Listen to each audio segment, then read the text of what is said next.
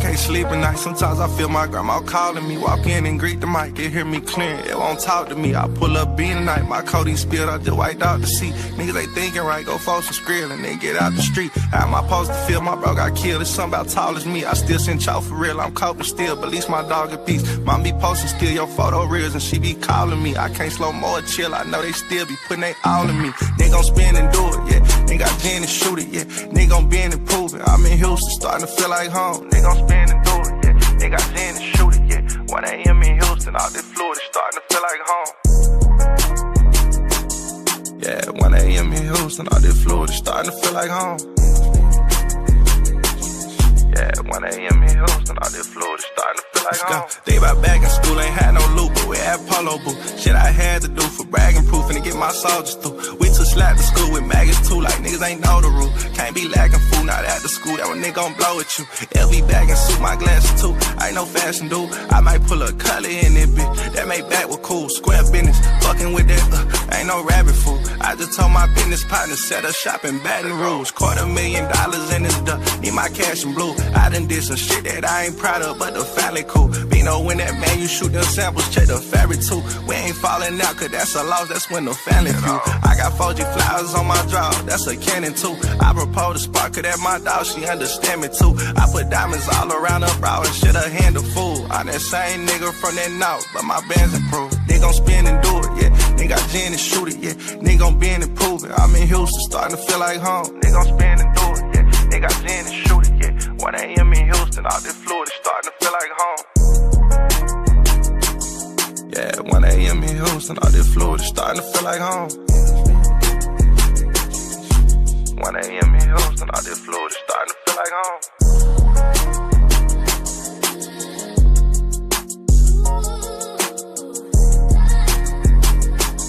Yeah, 1 a.m. in Houston, all this Florida starting to feel like home.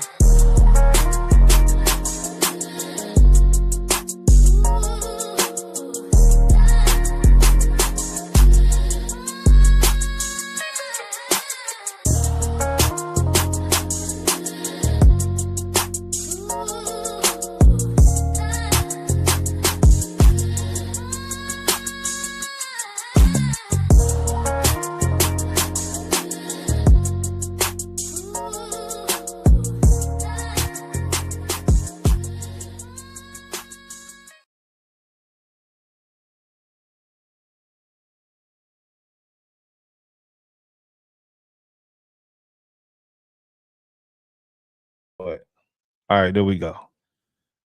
Oh man, listen, bro. It's been a minute. It's definitely has been a minute. But damn it, Kev is back. I missed y'all so much, bro. I've been thinking about doing a live show about this, doing a show about that, this and that, this and that. And I missed y'all so much, man. Give me a sec. This is tough, y'all. This is tough.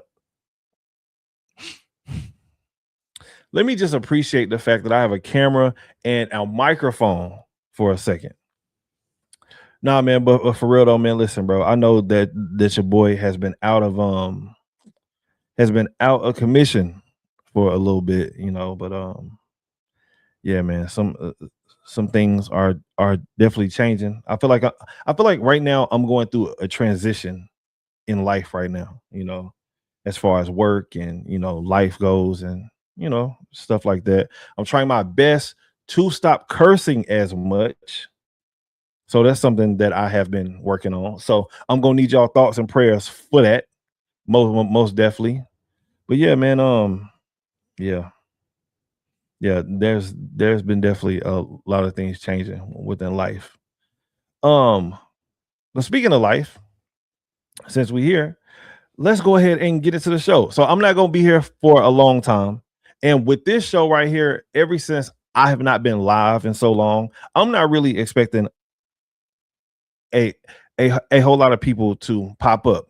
Now, if you want to talk to me, if you got any type of beef with anything that I have to say tonight, I will be more than happy to drop the link and to have you bring your ass up here. Please do, because y'all know that Kev does not duck no smoke, not none. So let's get into the show. All right, man. So, yo, one of my favorite football players, man. This right here had broke my heart today, bro. I Chris Johnson, NFL player who used to play for the Tennessee Titans. He played for the Jets for for a little while, man. I found out today that this man was diagnosed with ALS. Now, I have a little bit of previous history with ALS, right? Now, I never had it, and I pray to God that I never get it. But there was a point in time in my life where I could have sworn that I had ALS, bro. I mean, bro, I had every sign, I had every symptom. This is the one disease that I do not want. I will take my chances with anything else, but ALS, hey, homie, I don't want no problems with you, and I mean none. Leave me alone, bro. I don't want nothing to do with ALS, not none. But then like you go to the doctor. No, listen, bro. If I ever get, let's just get into the video. Back now with our GMA cover story, my exclusive interview with former NFL star Chris Johnson. The three-time Pro Bowler had more than 11,000 yards, 11,000 total offensive yards in his career, and still holds the record for the most yards from scrimmage in a season. But now he's in a fight for his life off the field. Johnson! The fastest running back in NFL history, shattered records throughout his career. 80-yard run. So fast, he earned the nickname CJ2K. Chris Johnson is going to have a Titans touchdown. He retired in 2017 and has been out of the spotlight. But today, he is sharing something deeply personal. And you've chosen to share some personal news today, and it takes a tremendous amount of courage to share it. What would you like for people to know? First, I want people to know that I'm still me. ALS has changed what my body can do, but it hasn't changed who I am. In 2025, at the age of 39, Johnson was diagnosed with ALS, the disease progressing so rapidly that he now uses his eyes to trigger a speech-generating device to speak. Why do you want to share this now? Because if sharing my story helps even one person get diagnosed sooner, inspires more research, or gives another family hope, then it's worth it. Johnson says he was in the prime of his life, working out daily and running errands with his 4 children until ALS changed everything. Bro, I couldn't even imagine going through something like this, bro. Bro, see, I'm like a big wussy whenever it comes to stuff like this, bro. Listen, I can only imagine how this man feels, right? Now, me personally, let's say if I had ALS, right? And God forbid, I pray that I never get it. I pray that nobody in my family ever gets it. But man, listen, bro. If I ever was to get diagnosed with ALS, take me out, bro. Oh, hell no, man. What the fuck, man? Take me out. Take me out. I don't want to sit there, bro. If I feel like, bro, just imagine that you want to get up and make you a sandwich real quick, but you actually can't do it. Like you just physically cannot get up to go and make you a sandwich. Imagine if you want to play a song on the radio or play on your phone or jack off, nigga, whatever the case may be, that you just can't do it. You can't even pick up your child. You want to pick up your child, hell, even if you want to hop on the phone and call your mama real quick. You just can't do it. I value getting up and being able to walk, being able to shower, being able to drive, to do everything on my own. I value that so much, bro. And if that had got taken away from me, I am no good to nobody. I'm done. I'm done, bro. Take me out. Take me out. I'm cool. Take me out. But listen, bro. Man, prayers up for this man and his family, because Lord knows that I couldn't do it. Let's go back to last year. When did you notice that something was off?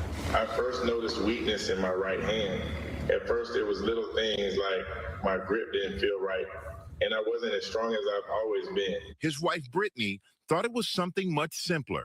Brittany, what did you think it was at the time? I thought because of football and, his career, that it had to be something with that, maybe a pinched nerve or something along those lines, but never ALS. And what did doctors tell you initially about your condition? We hoped it was something else, diagnosis of ALS. They told us about a medication that might extend life by a few months. Then they told us to get our affairs in order. It was hard hearing that. But Man, listen. Bro, you got to live life every day just like it's going to be your last, man. Straight up, bro. Like, we do not know what tomorrow has in store. We don't know nothing. This man probably had all types of plans. The dude had just retired.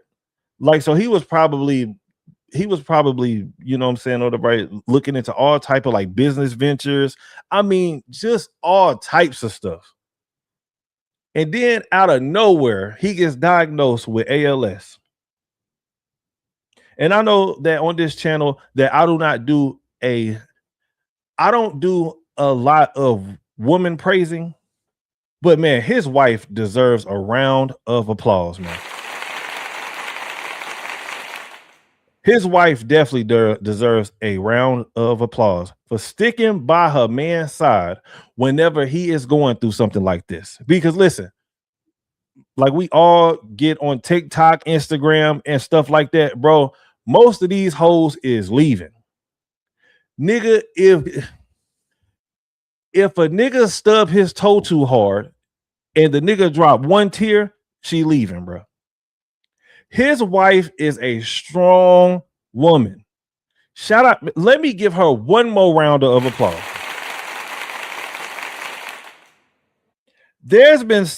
I've seen women leave men for far less. I've seen women leave men just because they man snore too much. And he could have been a great man. I mean, he could have done everything. This nigga could have been paying all of the bills. He could be great whenever it comes to children. He laying down that pipe inside of the fucking bedroom. You know what I'm saying? And a woman will leave you just because you snore. Or just because like you may have told her no or whatever, right, a couple times. Like, we've all seen it before. We've all heard the stories. Everybody has been on TikTok, Instagram, and listening to these fucking ignorant assholes and shit like that. I left my man today because he did this. But this woman right here, hey, shout out to this black queen right here, man. And y'all know that that's something that I never say on this channel. But shout out to her, man, bro. She is a trooper for sure. Damn.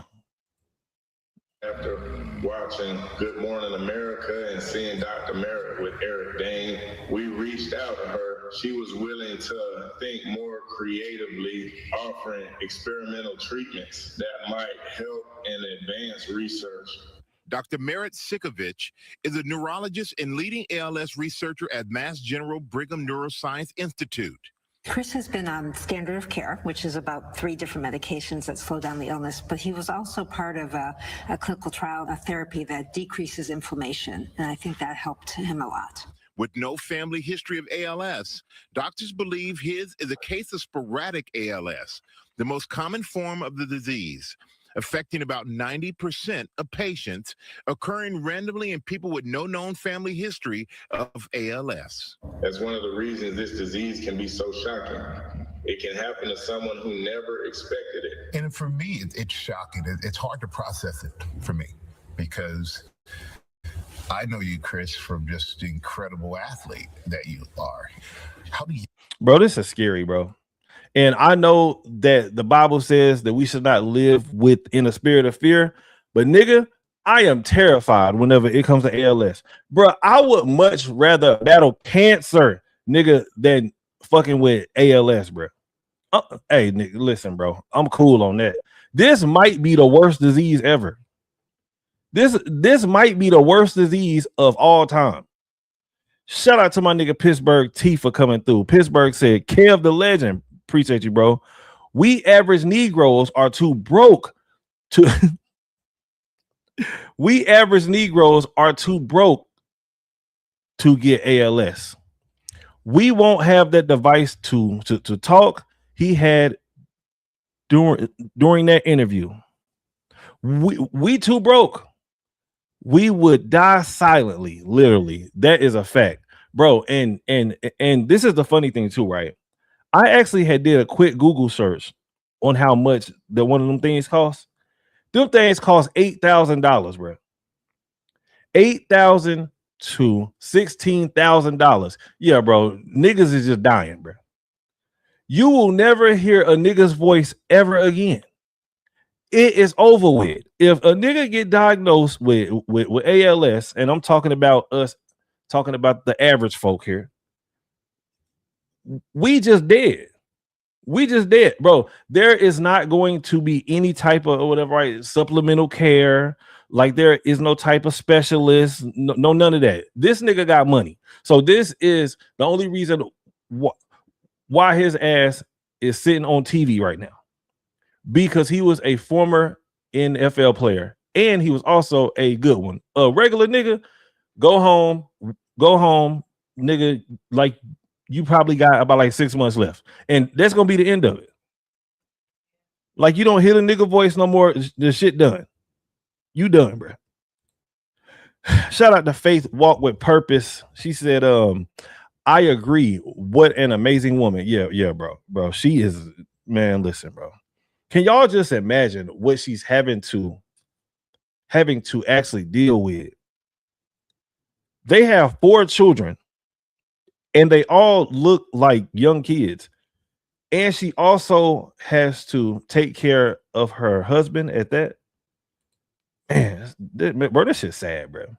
Speak Radio. Shout out to my nigga Speak Radio. He said, crazy, not even 40, and basically is a vegetable. Yeah, his body type, yeah, for sure. We need to start having a conversation. Is football too dangerous to continue playing? So you know what, so Speak, even if football is too dangerous, right? Football makes way too much money, man. And we know, and one thing that we know about money is that money talks. Money trumps everything to a lot of people, bro. Bro, you got niggas out here that are willing to kill for money. They are willing to stab their own brother in the back for money. Bro, it don't matter how dangerous football is. If people are willing to pay to watch football, to coach football, it's like, bro, listen, bro, it don't even matter.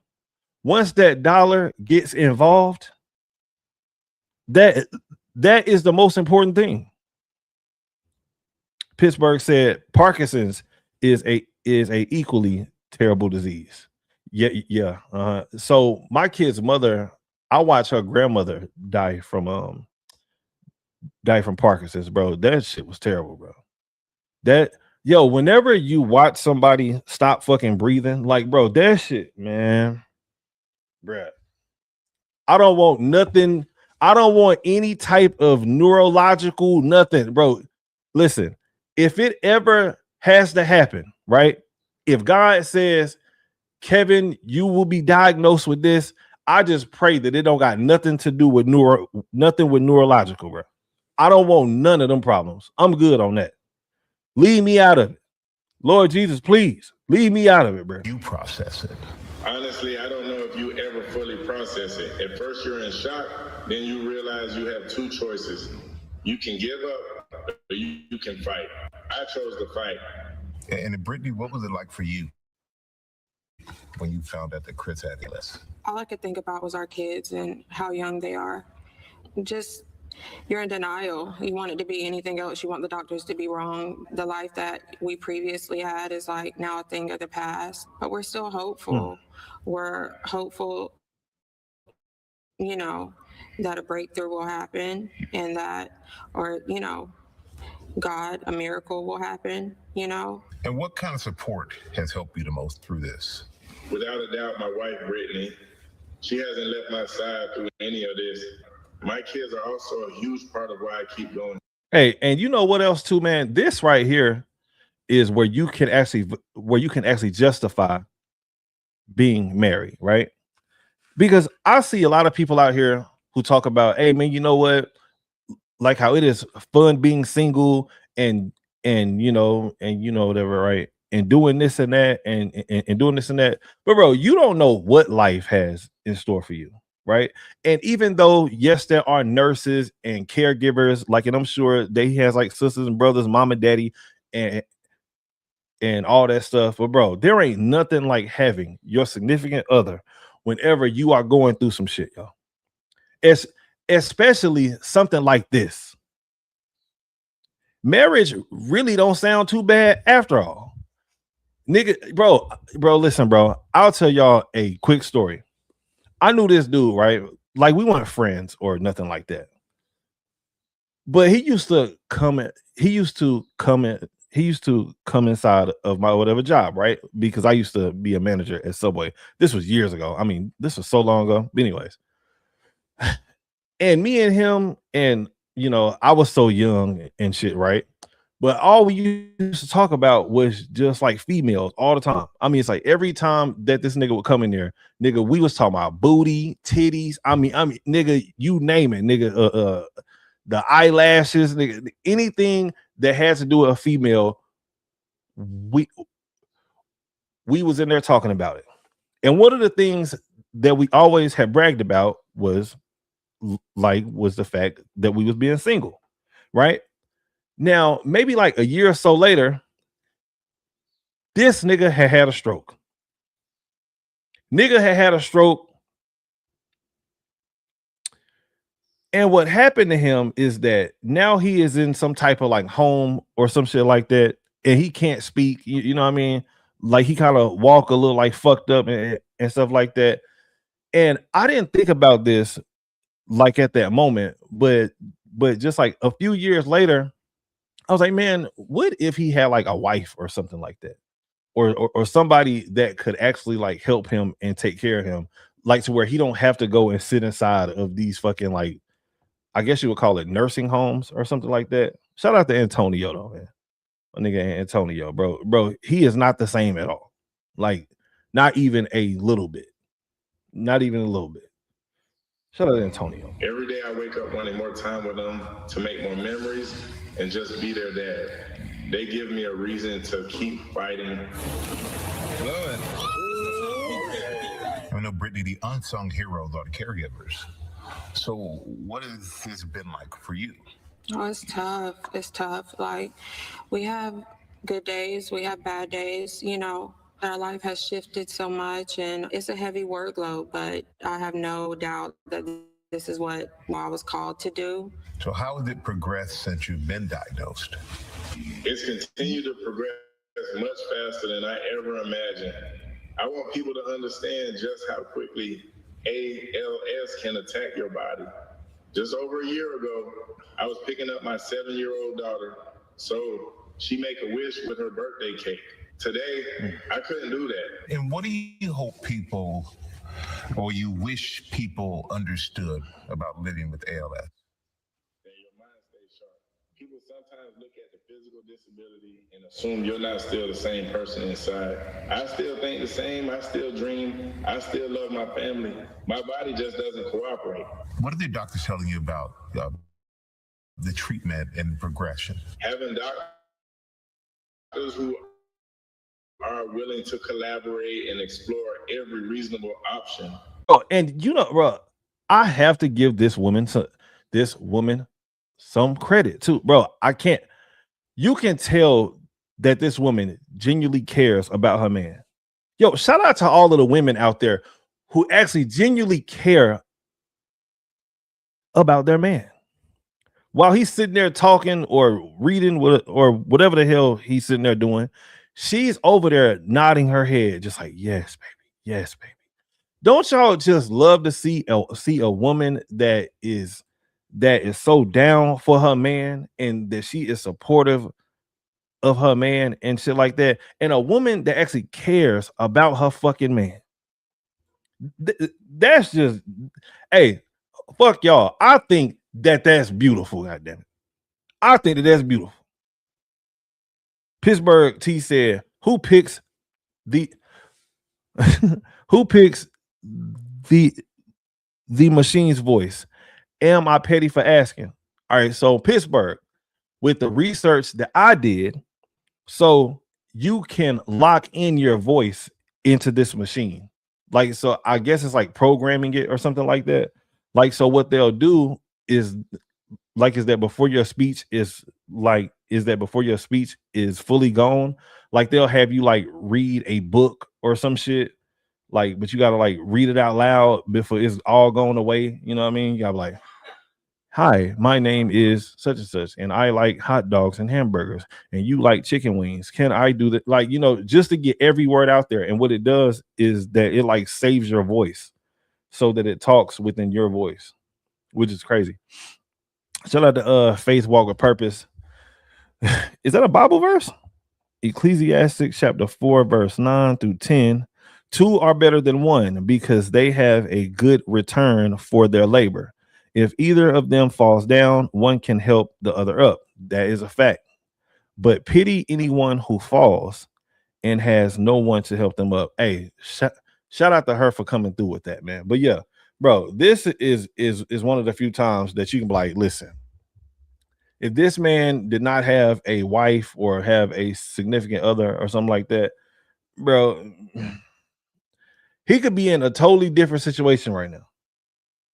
A totally different situation right now. You just never know. A lot to my family and me. Right now there isn't a cure, but we're seeing more research, more clinical trials, and more promising ideas than ever before. Seeing how hard these doctors and researchers are working gives me hope. As long as they're fighting for people with ALS, I'm going to keep fighting too. Hell yeah, and I want to thank Chris and Brittany for inviting me to the Home with the Family for that interview. Yeah, man. Hey, listen, man. Prayers up to them, bro. Hey, ALS, bro. I don't want no smoke with you. I don't want no smoke with ALS, bro. I'm cool. Leave me alone. ALS, you stay way over there, and I'm gonna stay way over here. I don't want no problems. Not even a little bit. Shout out to y'all though, man. Hey, listen, I gotta run somewhere real quick. Give me like 1 minute, bro. Give me like 1 minute, and I'll be right back. 1 minute. You're my lady. You're my lady. You're my lady. You're my lady.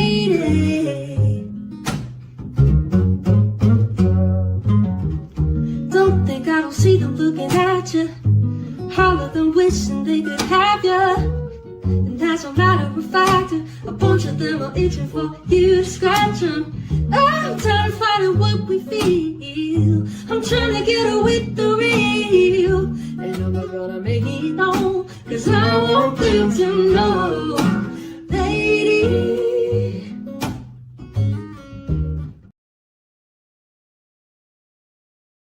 Yeah, hey, shout out to the white folk for coming in here and dropping off just a little bit of mayonnaise. You know what I'm saying? You know, they came through and dropped off a little bit of mayonnaise real quick. All right, so next up, I want to talk about this. I came across this story, and I thought that this story was very interesting because niggas love coming over here. And now that we had got away from all of the sad shit, now a nigga can really turn up on y'all's asses. But niggas love coming over here and calling me a coon and calling me a bootlicker and saying that I am a Trump lover and all the stuff like that, because they say that, Kev, you never talk about white people. Guess what, niggas? I got something for y'all's ass tonight. I got something for y'all's ass tonight. I hope that every person that has called me a coon ever in life sees this video right here. Goddamn it. White folks, it's your turn today. It's your turn today. And as y'all have seen inside of the title, I said men gotta stop paying for box. This nigga got himself in a terrible situation, looking to go and get some box. Now listen, I am no better than the next man. Listen, damn it. I love it too. You know what I mean? I put myself in terrible situations to get it, as a lot of us have. But let's get into the video. And the news at 5 starts with a story you'll only see right here on WUSA 9. Thank you for joining us. I'm Leslie Foster. And I'm Annie Yu. Welcome in. A high-profile and salacious case that rocked a Fairfax County community. Why they got that loud ass music on though? It's kind of throwing off the whole like the suspense of the. All right, whatever. Anyways, let's get back into it. Prison without parole. A jury found him guilty of working with his family's au pair, Juliana Perez Magalhaes, to murder his wife, Christine, and a stranger named Joseph Ryan. Lock all their ass up. Lock every last one of them up. Every last one of them. Gotta go. Christine's family sat down exclusively with our Matthew Torres. In their only interview, they discussed what Christine meant to them and what Brendan did to their family. It's hard to forget the good memories of Christine Banfield. That's me, and that is Christine. Daniel Hawker may have been her older sister, I like to drink like. but their bond was unbreakable. This is when I was in college. We did sumo wrestling. Like I said, she came and visited me many times. She's choosing to remember the brighter days. She wanted. Hey, hold up. Is my stuff choppy right now? Because I can fix that real quick if it's choppy. Y'all let me know. Let me do this real quick. Let me fix this. Hopefully it ain't choppy.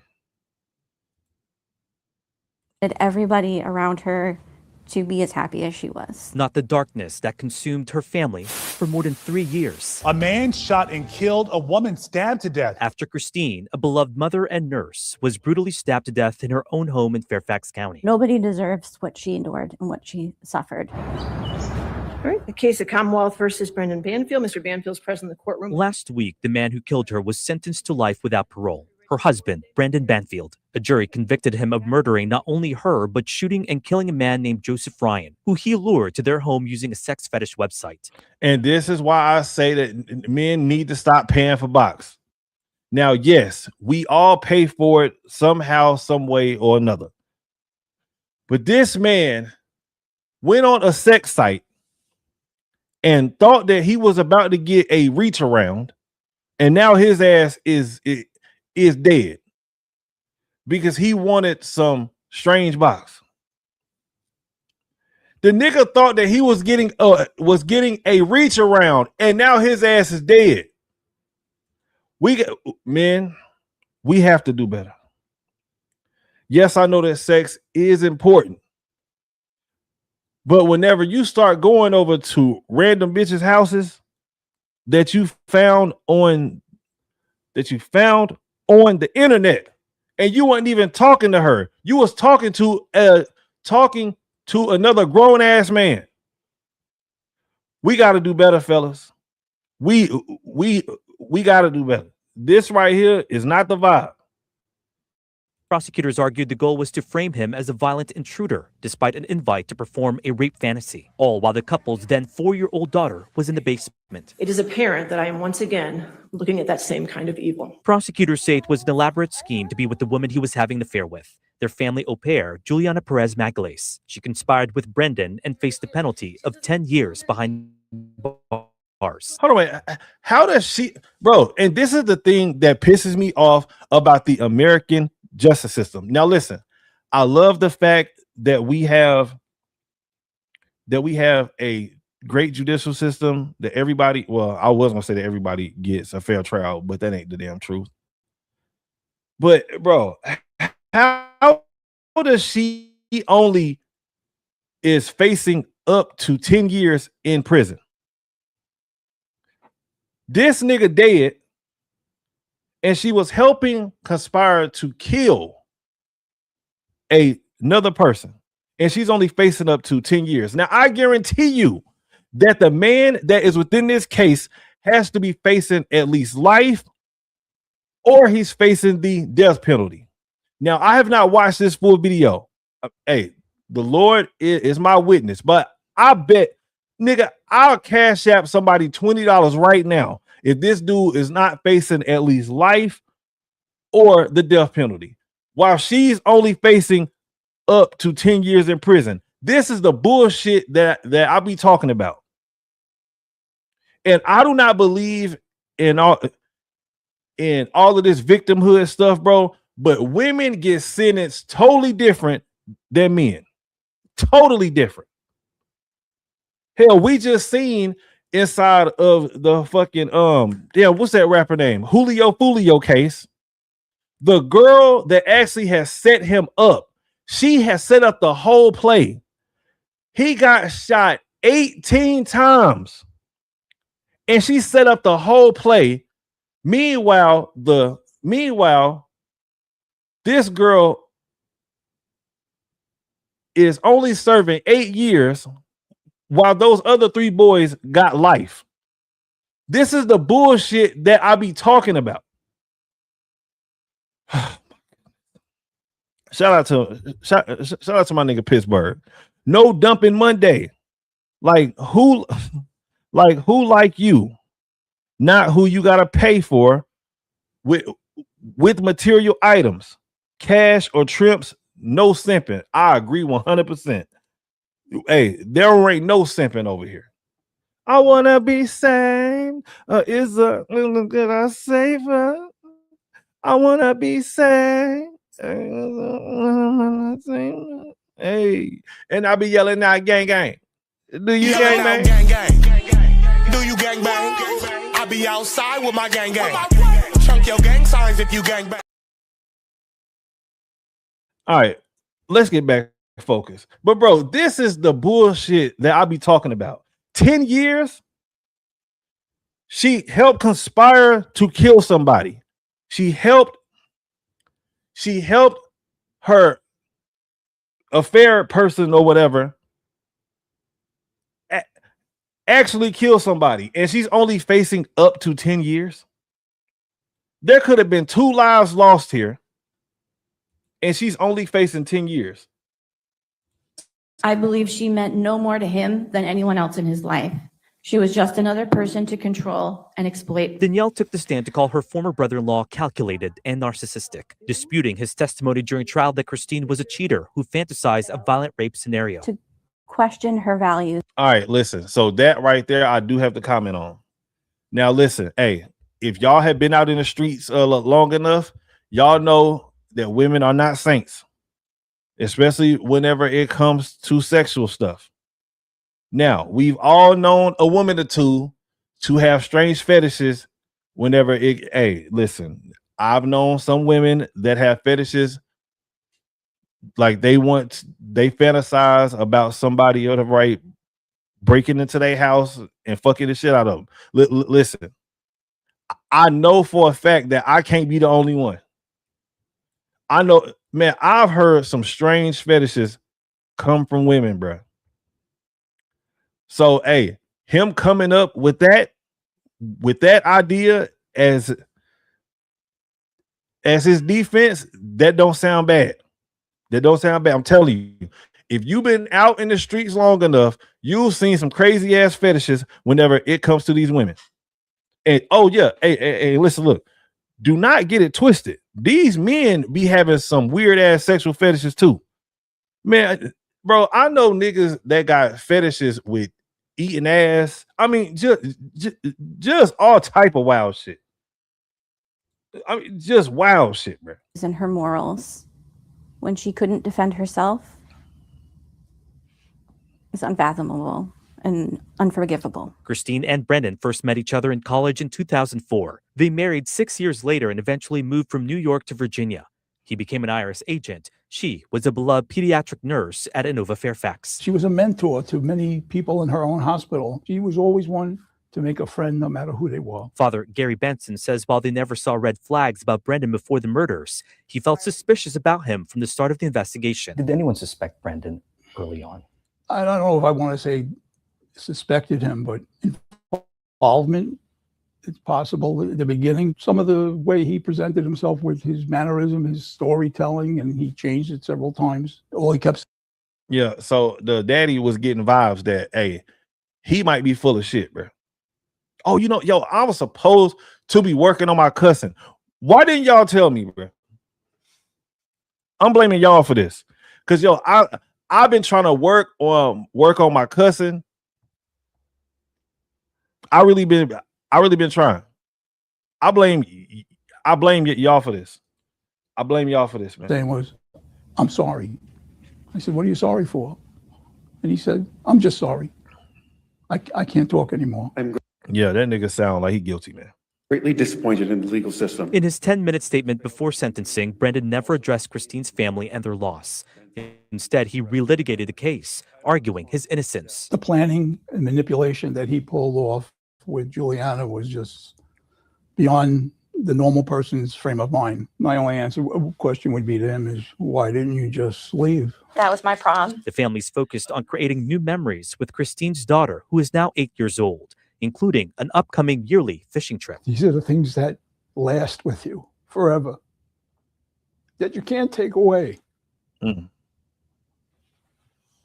They're choosing to remember the brighter memories. A woman who grew up thoughtful, kind, passionate, and wise. A love for boy bands and outdoor activities. An impression they hope lasts longer than the anguish of how she died. She should be remembered not just for how she died, but how she lived. Matthew Torres, WUSA 9. Man, rest in peace to her, man. Rest in peace to her. Hey, man, bro, listen, bro. One of the most important decisions, matter of fact, it may be the most important decision that you make, is a person that you decide to marry. The person that you decide to marry and the person that you decide to have kids with. Bro, I've seen on both sides, men and women, I've seen women make men's lives a living hell only because they are married to each other, or only because they have children together. I've seen men make women's lives a living hell just because they are married to that person. I've seen men make women's lives a living hell only because they have children together. Now, I can't lie. I've seen it far more. Women make men's lives a living hell. For sure. Hey, listen, bro. I grew up in the hood, nigga. I seen it all, goddamn. Rest in peace to that young lady, man. Bro, you gotta watch everybody.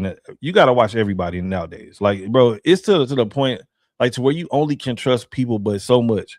Even the person that you actually lay next to at night, bro. You only can trust people with so much. This lady had trusted her husband, and this nigga had killed her because he was having a fucking affair with somebody else. Now, a nigga like me, hell, I'll just leave. Hey, you know what? This right here is not working out. You know what I'm saying? Like, I got some other stuff going on. I love you still, but hey, listen, but I gotta go. I'm out, bro. I'm out. I've done it before. Damn it, I'll do it again. No, I'm sorry. No, I'm just playing. All right, but let me move on though. So I'm pretty sure that a lot of y'all are familiar with the UFC star Dustin Poirier. Now, somebody has sent me this on Instagram because I missed it. And this happened a few days ago where this nigga was supposed to be drunk. He was drunk as hell inside of the damn airport, and he got kicked off the plane. And now you know that all of the pro blacks that they want to be like, oh, you know what? Dustin Poirier has said the N-word. Like, so now we gotta whatever cancel him and do all this other stupid ass shit. Bro, why is it that niggas always cancel some shit that is so unimportant? Niggas don't cancel the drug dealer that is in their neighborhood. They don't cancel the motherfucking gangbanging nigga that is in their neighborhood tearing up shit, but they want to cancel the white boy just for saying nigga. Somebody please explain that logic to me. I will never understand this.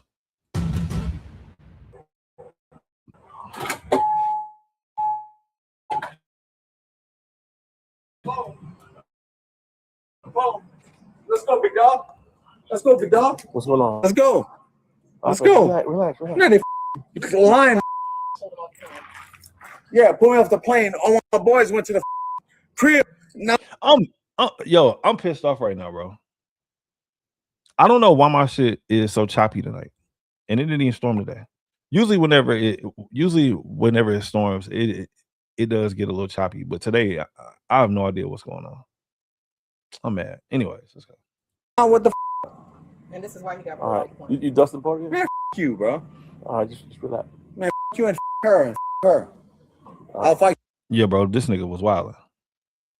Now, when I first saw this video, I was like, oh, instantly, this nigga drunk.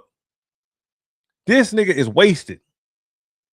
Before he got on that plane, he been throwing them back, bro. Because if anybody has ever seen Dustin Poirier on interviews or during fights, things like that, Dustin Poirier does not look like this at all. Dustin Poirier does not carry himself like this at all. So I knew instantly, oh, this nigga drunk. And trust me, I know just from personal experience, just from me being drunk my damn self. Listen, this nigga drunk, bro. He drunk. You right now. No, I don't want to fight, bro. I'll go with you right now. Bro, I don't want to fight, bro. I don't want to fight. Let's go. I don't want to fight. Let's go. Radio. Hey, listen, I can't think of a lot more scarier moments than sitting there standing in front of Dustin Poirier saying that he want to fight you. Now, listen, I've never ran from a fight, but if Dustin Poirier is walking towards you and he's saying, hey, my nigga, let's fight, y'all might see Kev take off running. Hey, I'm just keeping it a buck, bro. Y'all might see Kev, you know what I'm saying? Nigga, I might turn into Mr. De-escalation at that point. Hey, listen, bro, listen. Like, come on, my nigga. Like, this right here, what you really want to do? We too old for this shit, dog. Come on, man. Dustin Poirier will not be getting a fade from Kev Stutters. That's not going to happen. That's not going to happen. And if you have ever seen Dustin Poirier fight, you know exactly why I'm saying that I am going to try my best to sit there and to de-escalate the whole situation. Have you? Yeah, tell him, come on. Get a couple because it's gonna be bad, bro. Just it's gonna be bad, my nigga. Bro. What's up, bro? Relax. Hey, Pittsburgh T. Hey, that's a fact. That cop had made a business decision. That cop had made a life decision. Nigga, you think that you about to fight Dustin Poirier one-on-one inside of it? Bro, you might die. Nigga, fuck all that. I'm good. 37. Wait, start several units. How you boys gonna fight something? Radio 37 Sam. Boy, you. Bro, relax, bro. Relax, bro. You gonna taste me? Relax. Bro, I'm gonna bang you up. Bro, relax. How many do? Just relax. Give me a good. Yo. They kicked him off the flight. This guy's a UFC fighter. You know. What's going on, bro? Talk to me. The beast is lion holes, man. Let's go. Arrest me. Let's go. They all scared. Look at them niggas. They all are standing back like, oh shit, like, bro, I don't know what he about to do. Hey man, listen, bro. Hopefully Dustin Poirier can get the help, man, that he needs for real. Man. Shout out to my dog Dustin Poirier. You know what I mean? Even though we never met, but you know, but shout out to Dustin Poirier, man. Stay off that drink, brother. Stay off that drink, because it don't look like is good for you. Hey, and you know, another thing, like, why do some people get drunk and then all of a sudden, like, they end up getting mad? Like, hell, I thought that drinking was supposed to make people happy and shit. Like, you know what I'm saying? Nigga get drunk and instantly just want to fight. Like, what the hell is that about? I know a couple niggas like that too. They start drinking, bro. They could be the happiest people that you have ever seen. They get a couple of shots in them, and now these niggas, in their mind, they have officially turned into Mike Tyson. Like, nigga, you not like that. You just drunk. Sit your drunk ass down somewhere, please, before you end up getting your ass shot out here. Now, before I started, I told y'all that I wasn't gonna be here long, but I do got one more thing that I want to go over. And yes, I will drop the link if anybody wants to come up. Matter of fact, I'm gonna just drop it right now, because this next topic that I want to talk about has to talk about cheating. Now, I'm not a fan of cheating. You know what I mean? Even though, yes, I definitely have cheated in the past, and I mean a lot. Hey, listen, if y'all have been watching Kev Stutters for long enough, y'all already know your boy was a masterful cheater. You know what I mean? Hey, I know. Listen, whatever, bro. But I came across this story. I was like, man, this would be interesting to share with the good audience today. Story time. I cheated on my husband for years. And this is part one. Like, so there ain't no need for part two once y'all hear part one. Watch this, y'all. About how I cheated on my husband for like 16 years. Like, yes, I've been married for a long time. How the hell do you cheat on somebody for 16 years? So this is 16 years? And bro, she gotta have some masterful cheating skills if she was cheating on her husband for 16 years and did not get caught. Please, bro, I don't ever want to meet a woman like this ever. I don't want to do business with her. I don't want to work with her. I don't want nothing to do with no female that can cheat on their husband for 16 years and never get caught. How in the fuck is that even possible?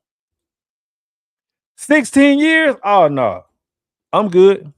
Story about how I cheated on my husband for like 16 years. Like, yes, I've been married for a long time, but I cheated on my husband for 16 years and he took me back, y'all. He took me back. Like, all right, first of all right, so let's go ahead and get this out the way right now. Her husband is a fucking idiot. Nigga, you was getting cheated on for 16 years and then you decided to take her back? Oh, hell no. Y'all will never see Kev do no shit like that. That won't happen ever. Nigga, I will disown my own family members, bro. If either one of my cousins, uncles, brothers, whoever ever said, hey man, listen, bro, she been cheating on me for a long time. Damn, for real, dog, how long? 16 years. But I took her back instantly. Nigga, you are cut off. You are out of the family. Nigga, delete my phone number now. I don't want nothing to do with you. Hey, hold on, wait. What did that nigga T.I. say? T.I. inside of there was a movie called ATL. Nigga, I don't want to kick it with you. I don't want to skate with you. I don't want to do nothing with you. Nigga, 16 years? Oh no. I just can't. Y'all need to get y'all a man like that, like for real. But no, the fuck you don't. And then she giving out badass advice. No, you do not need to get you a man like that. First of all, she said you need to get you a man like that.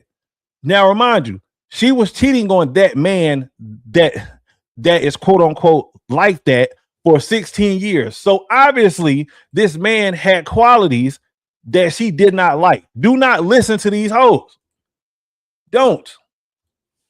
Before y'all judge me now, I got married at a very, very young age. Like when I got married, my husband was like many, many years. Like I'm talking about many, many years older than me. Like he was way older than me, and I didn't really know what I was getting into. Like y'all, at the time I was 11 when I got married, but like everybody around me Wait. What the fuck did she just say? Did she say that I was 11 when I got married? was 11. Like y'all, he was way older than me, and I didn't really know what I was getting into. Like y'all, at the time I was 11 when I got married. What the fuck did this just turn into? Maybe she meant that they met when they was 11. I don't know. All right, let's just keep watching. But like y'all, at the time I was 11 when I got married, but like everybody around me was just so happy for me. Like my grandma, my mama, my daddy, like everybody was just so happy for me and proud of me and was like, girl, you secured the bag, like you gonna have our family straight. And I'm just like, for real, like I don't really know what I'm getting into, but I did it because everybody around me was so happy, like they was throwing parties and stuff. So I'm like, all right, bet, like I'm gonna do it. But y'all, ever since then, like until like 2 years ago, two years ago, ever since then, like in between that time, from the time I was 11 to the time I turned like 25, I literally was like not paying him no attention. Like the only time I would really talk. Bro, what in the fuck is going on with this story, bro? I can't be the only one. I can't be the only one confused, my nigga. Oh shit, is this my dog Pittsburgh? Pittsburgh, what's happening? What's happening, Kev, the legend, man? I see you got a hot one, man. See how you getting it, man. Hell you got a hot one, man. Niggas got to stop saving these hoes, man. They just got to stop, bro. You got to stop saving these hoes, bro. This is so ridiculous, dog. Like, motherfucker cheat on you for a day. Nigga about to lose his mind. 16 years, bro. 16 Come years? on, man. God. 16 years. And not only that, she jumped on the internet after the motherfucker took her back. Like, if that were embarrassing enough, so the whole neighborhood, the city, the streets know. Now, motherfuckers, the whole world know. They finna go Google your dumb ass and figure out who is you, that you let, what you look like and what you got going on, that you let this woman do this to you, bro. And why do women gravitate towards whole culture so much so they think this is a flex? Yeah, like, bro, that shit is disgusting, bro. Bro, hoes, women that are hoes are the most, that might be some of the most disgusting shit ever, bro. Like, that shit is disgusting. Like, I can't rock with it. Now I may sound like a hypocrite because hey, listen, whenever it's a lonely Friday night, you know what I'm saying? Listen, you gotta do what you gotta do. But I just think that this shit is just disgusting. I can't. I'm cool on it, bro.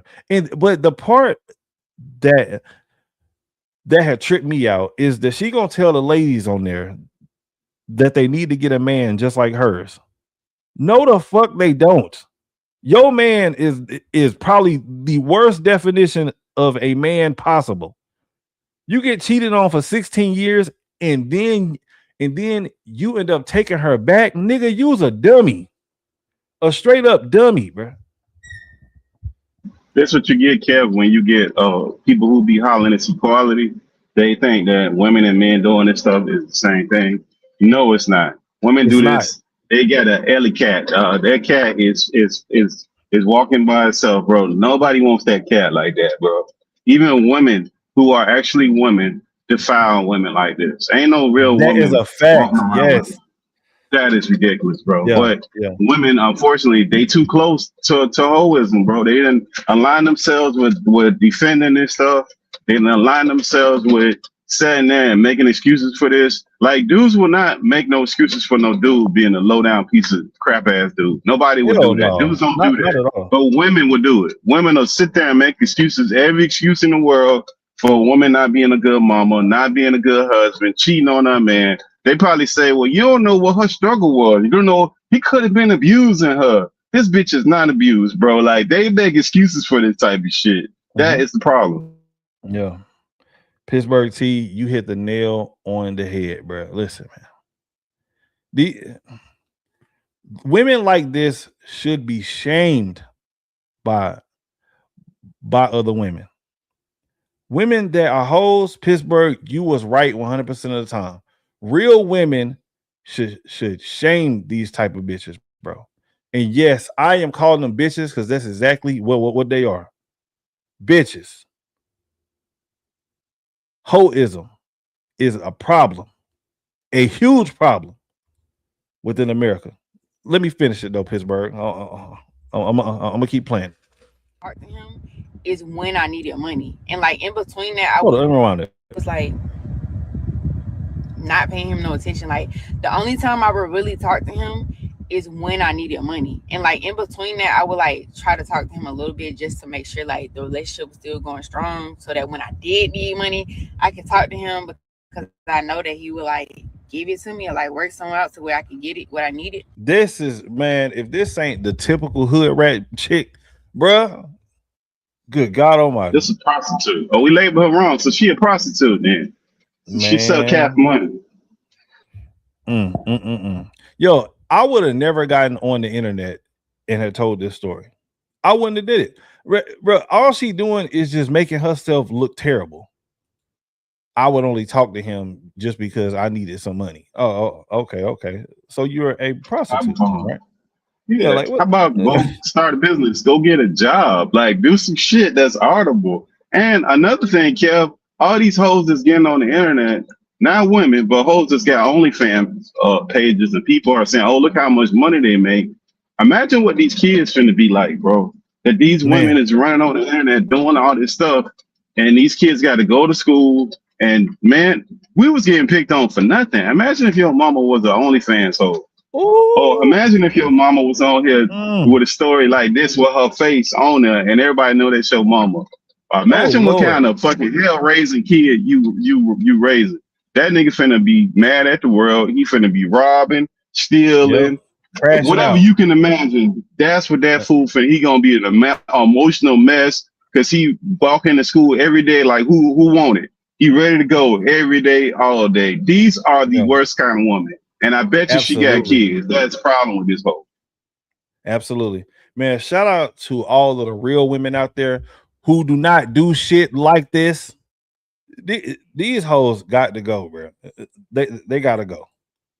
Because he's a provider or whatever. That's just like him. But other than that, I wasn't talking to him. Like I was talking to everybody else. Like when I say of course you were. Everybody else, everybody came before him, like everybody, like everybody. Oh, Pittsburgh T, I got it, Pittsburgh. I see why she cheated on him for 16 years. This nigga was chasing her. This nigga was a simp. Just listening to her talk, her saying like how she was ignoring him and stuff like that, while she was out here talking, while she was talking to everybody else, and this nigga was literally giving her money, like whenever they would actually speak.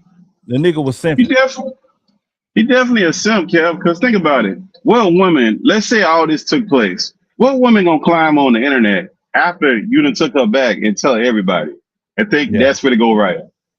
I mean, respect. What woman gonna do that? Who gonna do that? She don't have no respect. She don't have no thought in her head that you ever gonna leave. She think she got you wrapped around her finger. No matter what she do, you gonna be there. That is a simp. And that's a bank. That dude is just a bank. She needs something, she go over there. And I bet you she's still holding on right now. I bet you she never stopped, bro. You just ain't gonna tell the new story. I believe it too, Pittsburgh. That's crazy. For him, so like I really wasn't talking to him for that much until like 2 years ago. It was like when I started being like, nah, that's not okay. Like I really like just need to go back to my first love that I had back then and like really just lock in with him, because like I'm ready to settle down, ready to do life now or whatnot, and things are getting scary out here. So I need to just not take for granted the fact that I have this marriage, that I am a bride or whatnot. So I just went back to him and was like, I didn't even have to beg him. Like, that was the thing. Like, I just like told him, like, I know I walked away from you and you've never walked away from me. You've never lied to me. You never did anything to me that, you know, was out of line. Like, you just always just been so faithful, even when I wasn't. And That's crazy, bro. That is insane. Men, stay away from women like this. Stay far away from them. Just the fact that he took her back after she cheated, after she ignored you for a long time while she was out here talking to all these other dudes, and your dumb ass is sitting there waiting and just hoping and praying that you will get to sniff her drawers one day. This nigga is insane. Whoever this man is, bro, he needs his ass kicked. And I don't advocate for violence, not unless if it is against pedophiles. But this man right here, he needs his ass kicked. Whoever this man is, he need a good left hook, uppercut, a leg kick, a guillotine. He need all that. Cause you is a damn fool. Crazy. Like, you know what this is too, Kev? This is po nigga shit. Like, only po niggas accept this kind of behavior, bro. Like only po niggas accept this kind of. Even the dude who's working at Coca-Cola, delivering Coke all day, will get home and kick his woman out. She'll find all her shit out, and the locks will be changed. This is po hood nigga shit right here. That's what this is, bro. There's no excuse for this. This the fact. Not only she cheat, she said I left, I walked out. Ain't no way, bro. Ain't no way your woman cheating and then she say, you know what, Kev? I don't even want to be here no more. I'm done with this. I'm done. Yeah. That's a fact. I can't even look at you no more. I got to get into these streets because these streets is calling me like crack. The crack is whack, but I got to get out there. I can't be around you no more. I got to get to the crack. Come on, man. This po nigga shit, bro. This is not no regular dude stuff, man. Or a dude with super low confidence, man. He got some real mental issues and some self-esteem issues to let a woman run all over you like this. He's a straight doorman. I don't know. Man, this is ridiculous.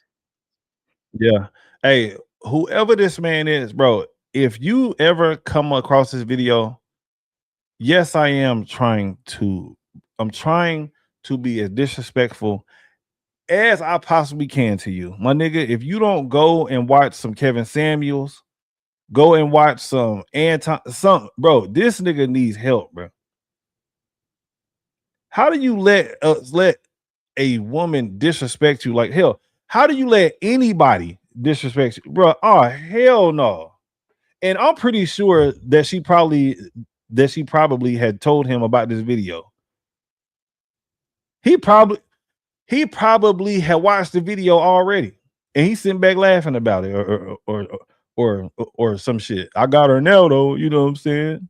She back with me now, though. Oh, weenie ass nigga, man. I just hope that you can forgive me. Do y'all know what this man said? He said, you are prohibited. And he don't even remember all the things that I did against him. Y'all need to get y'all a man like that. But let me tell y'all. Ew, no, you don't. Women, please do not listen to her. First of all, do not be a piece of shit ass person like her. This is what you would call a female that just ain't shit. She just ain't shit, bro. And then she giving out horrible advice. Get you a man like this. So what made you cheat on him for 16 years? It is because of the way that he acted. The nigga act like he don't got no backbone. He is a weak man. But you want for us to get a man like yours? Nah, hell no. Like, just being the bride of Christ is just like such a blessing. Like, I just really hit the jackpot with that one because he took me back like there was like I never did anything wrong, and he loves me the same way. Like he been watching me from like since I was younger. Like he knew me before. Man, all right, bro. This shit is getting weird, man. Whenever I start hearing them talk about shit like that, bro. Like I just, like, hold on, wait. She lying Like though, this Kev. That bitch dude, lying, bro. That bitch lying, you think she Kev. She lied? not telling the whole. Hell yeah, that bitch lying, bro. That shit sound like some old fucking Tyler Perry ass movie, bro. This bitch lying, bro. This bitch Might lying, be. bro. This shit too perfect, though. Like, when we get on here and be lying, she might even be with this nigga no more, man. You don't even fucking know. These bitches be chasing for clouds so goddamn hard, bro. But if there is a nigga like this walking around, bro, he got to be squatting when he peeing and have a blue streak through his hair, bro. There's no way that dude, That's a real fact. man, That's a walk fact. around like that, dog. This is crazy, dog. This bitch Yeah, lied, bro. Because she leaving out gaps of. She just came back and she just told him. He said he didn't remember what she did. Hey man, ain't no dude laying down with no woman and you don't remember when the bitch cheated on you. That's a goddamn lie, man. Either she lying or he lying or both of them lying. Ain't no motherfucking way you don't remember. You don't remember when your woman was getting that plumbing rearranged, dog. You don't remember that shit. Come on, man. Come on, bro. That right there is scary. That's scary. Yo, woman, bro, just imagine. Well, never mind. I don't even want you to even imagine that, bro. Another dude blowing out your girl's back, bro. Like, nigga, that gotta be one of the worst visuals. Oh hell no, I'm cool, bro. And she leave, Kev. She said, "You know what? By the way, I'm out." Yeah, that's crazy. And he forgot. He forgot all of that. You know, she like the type, she wasn't giving it up. If she was getting it on the other end, you know she wasn't giving it up. You wouldn't get no action, and you know this other dude is knocking a woman back, and you don't remember that? Come on, man. Yeah. She lying, bro. Yeah, Either she lying or he lying, or this whole story is made up, bro. There's no way. Ain't no way, bro. At least that part of it, she lying. She might be telling the truth about the other stuff, but that part, she definitely fucking lying. But you know, people be telling stories, bro. They gotta add some shit and take some shit out. They ain't gonna tell the whole thing. No, the bitch be lying. Bitches be lying, and they got kids. They be playing the kids, and you know, nasty bitches like this, bro. You know what they do? Once they break up, then they got to use the kids as leverage. You know, and dudes still be trying to hold on to them just to see the kids and shit. But hey, man, I hate to say it, but Charleston White was right. Fuck them kids, man. You go make some more if you got to deal with a raggedy bitch like this, bro.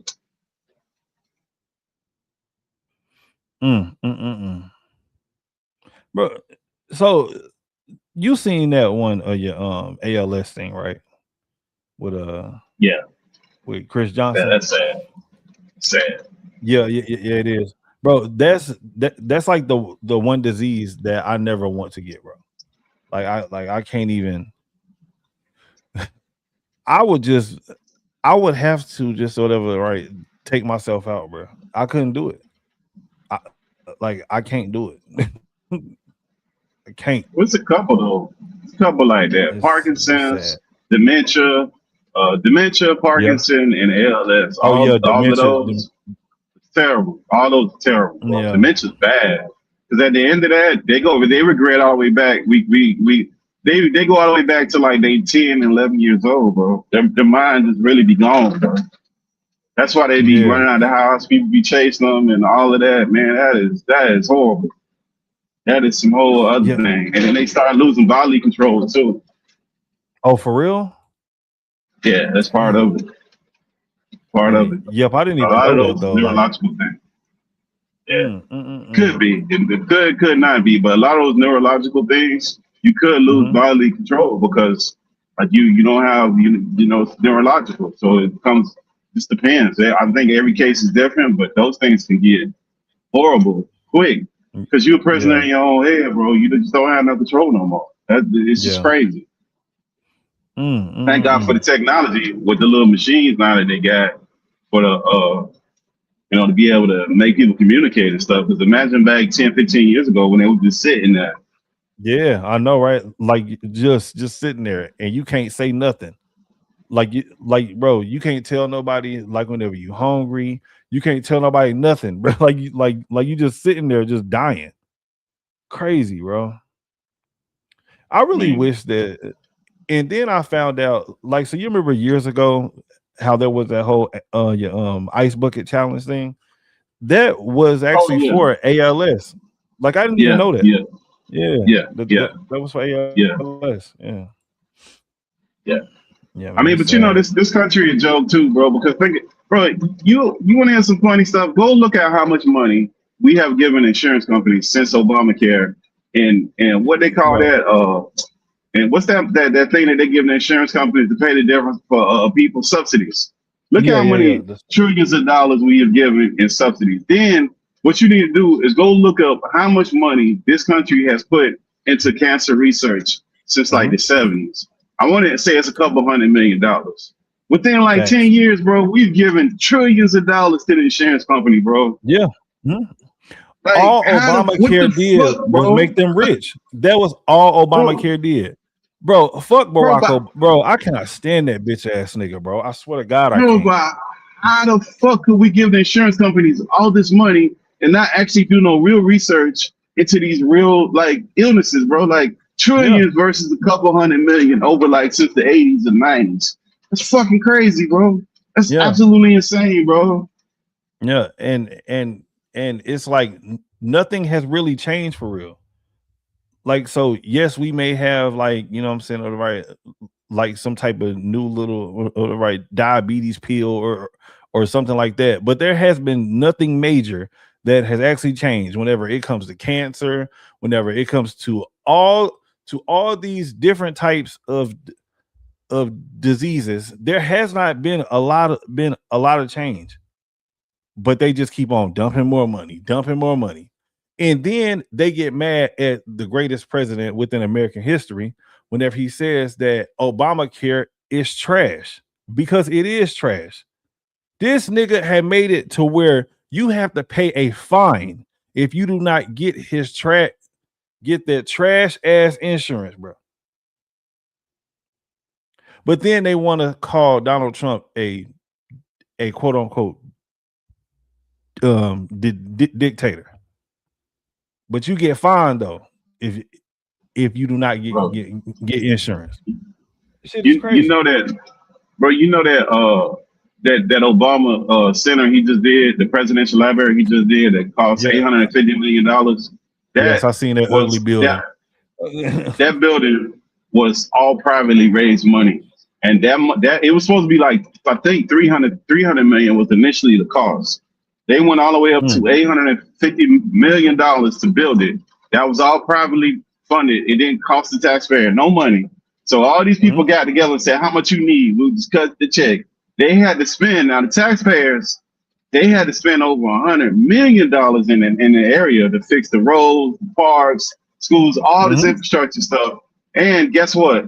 If you look at all them presidential libraries, the United States government spends over $100 million a year to preserve and maintenance all these presidential libraries. Once they're up, then it's the government's responsibility to keep the maintenance going on. So now, Right. if you look at these stupid ass presidential libraries, that is just a big ass building for somebody's ego. That's all this shit is. Yeah. And we spending all this money, and then you start looking at real healthcare. A lot of shit we do is just straight symbolism, bro. And we love Facts. symbolism, but we don't do no real shit, bro. Because the idea that we got real drugs out here that could probably do some shit, like the peptides that they finally starting to release. Because remember, we had peptides before. They kicked them off the market, and now they bringing them back. That's all your GLP-1s. Those were there before. They banned them, and now they bringing them back because now they figured out to monetize them. Where Eli Lilly and all these cats can make money now. So that's why you see all these insurance companies paying for this crazy stuff. But if they can't really make no money and ain't no real use into it, nah, man, they don't care. People gotta wake up, man. They gotta stop playing this little game with these funky ass politicians, bro. Yeah, yeah, definitely. I can't stand a lifelong of a politician. I don't really even like politicians for real. And yes, I know that I am a Trump supporter, but Donald Trump had got into politics for real. that was the whole allure to Donald Trump, was just that he was different. He was different from all these other politicians who will sit there and lie straight to your face. You know they lying, they know they lying, everybody know, but they'll just sit there and tell you, yeah, so we're gonna do this, we're gonna do this. Barack Obama with his lying sorry ass. I can't stand that nigga, bro. Whenever Obama name come up, bro, nigga, like my damn balls itch, bro. Like that's how bad he get on my damn nerves, bro. I can't stand the nigga's voice. I can't stand the nigga policies, bro. Like nigga, I just start itching, nigga. Obama, man, what the fuck? My damn back itching, bro. God damn. Like, man, I can't stand that nigga. Hey, did you see the new shit they got too with the temporary protective status that they had ruled on the Supreme Court? And then the other thing, the rumor that Mitch McConnell might be then kick the bucket and they just ain't saying nothing. Damn, for real? Mitch McConnell? That's the rumor. That's the rumor. I don't know if it's true. I mean, he was a walking corpse anyways. Yeah, that is true. I seen him like fall down at least like 10 times within a week. You know what I mean? Like, so I could tell like that, you know, like that it was coming soon. You know, you definitely could tell that there was something coming. Nah, I think that's that Asian woman he had. Remember, his wife is loaded, man. She owned all kind of shit. I think she was kicking his ass. I think he was getting views by that woman. And remember, he always had like an eye patch or something on his face, a neck brace, all fucked up. Like that motherfucker, something was happening every other day. Like what the every fuck, day you man? seen him like he got a new injury. Nigga, why you in a damn arm brace today? Like what happened to you? Yeah, that young white girl, like what the fuck? Come back and look at the clips over the last since like especially since COVID. That motherfucker, remember that COVID they had to get in front of the cameras. Every time you look up, this motherfucker had some shit going on. Yeah. And he like pasty too, dog. He real pasty. So when he put like, you know, arm braces and all that shit, it really propagates his skin. Like that shit look bad. Like, yo, what the? Yeah. But nah, man, they say he out of there. I don't know. We'll see. I mean, that's the rumor. Rumor is he out of there, and then they hot about that TPS stuff, which I don't get. First of all, really, I don't get why niggas is mad about TPS. Bro, niggas are idiots, bro. Bro, listen. I don't get it. Bro, I love black people, I swear to God, bro. But most of these niggas do not have a lick of common sense at all. Not even a little bit. All they looking at is skin color. Like they not looking at nothing else. Not the fact that these people come over here and a lot of them do not contribute to shit. They don't contribute to nothing. There is a group of people who literally come over here just to stir up shit, just to take. We know people like this, like within our own families. So you believe that all these people that are over here that have this TPS are all over here like, and they are doing good, bro? Fuck out, bro. Let them people go back to wherever the hell they had came from, bro. Let them go. Well, you know they don't fuck with us too. That's the other thing, Kev. No people do not fuck with black people, bro. They don't. And you know what? Last week I was on Earth channel. Shout out to Earth. Earth had a lot of people coming up, and every time they compare like other ethnicities or other groups that came over here, they like, well, why you good black people can't get y'all shit together, basically? Because they compared a few little people that's coming over here compared to the millions of blacks that's over here. And then that's the whole mindset of this whole shit. So what I always would do with them is like, okay, so let's compare. Like it was an English dude that talked crazy about black people. So let's compare the black people in England and see what the fuck they doing in London. Them motherfuckers is making like less than $30,000 a year, dog. Like fuck out of here, dog. So like if you compare like our black Americans to black Africans in Kenya, black Africans in London, black Africans in Canada, whatever fucking country you want to go, and you do the whole of those people, black Americans in America do way better than these other countries. So we don't need these people coming over here trying to give us lectures, bro. Go fix your own fucking raggedy ass country. Don't be coming over here telling us the fucking lectures. And on top of that, if we so bad, why you motherfuckers want to look like us? Why y'all dress like us? Why y'all talk like us? Why y'all want to listen to our music? Get our women. Like, what the fuck? If we so horrible, get your stupid ass the fuck away. I wouldn't be wanting to be around nobody who's terrible like that. That is a fact. Preach. Pittsburgh, goddamn. I cannot stand, bro. And this is one of the beefs that I have with Africans, bro. They come over here and they try to down talk us. Nigga, we don't want to hear nothing from you. You niggas are still living in huts and y'all are eating them over like clay burgers. Nigga, we don't want to hear nothing from you. Keep your damn mouth shut. You don't need to say nothing about Americans, period. I don't give a damn if they black, white, Chinese, whoever. If they are American blood, you need to keep your damn mouth shut.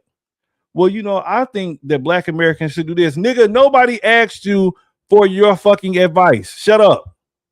Be quiet. Keep your damn mouth shut. I can't stand it.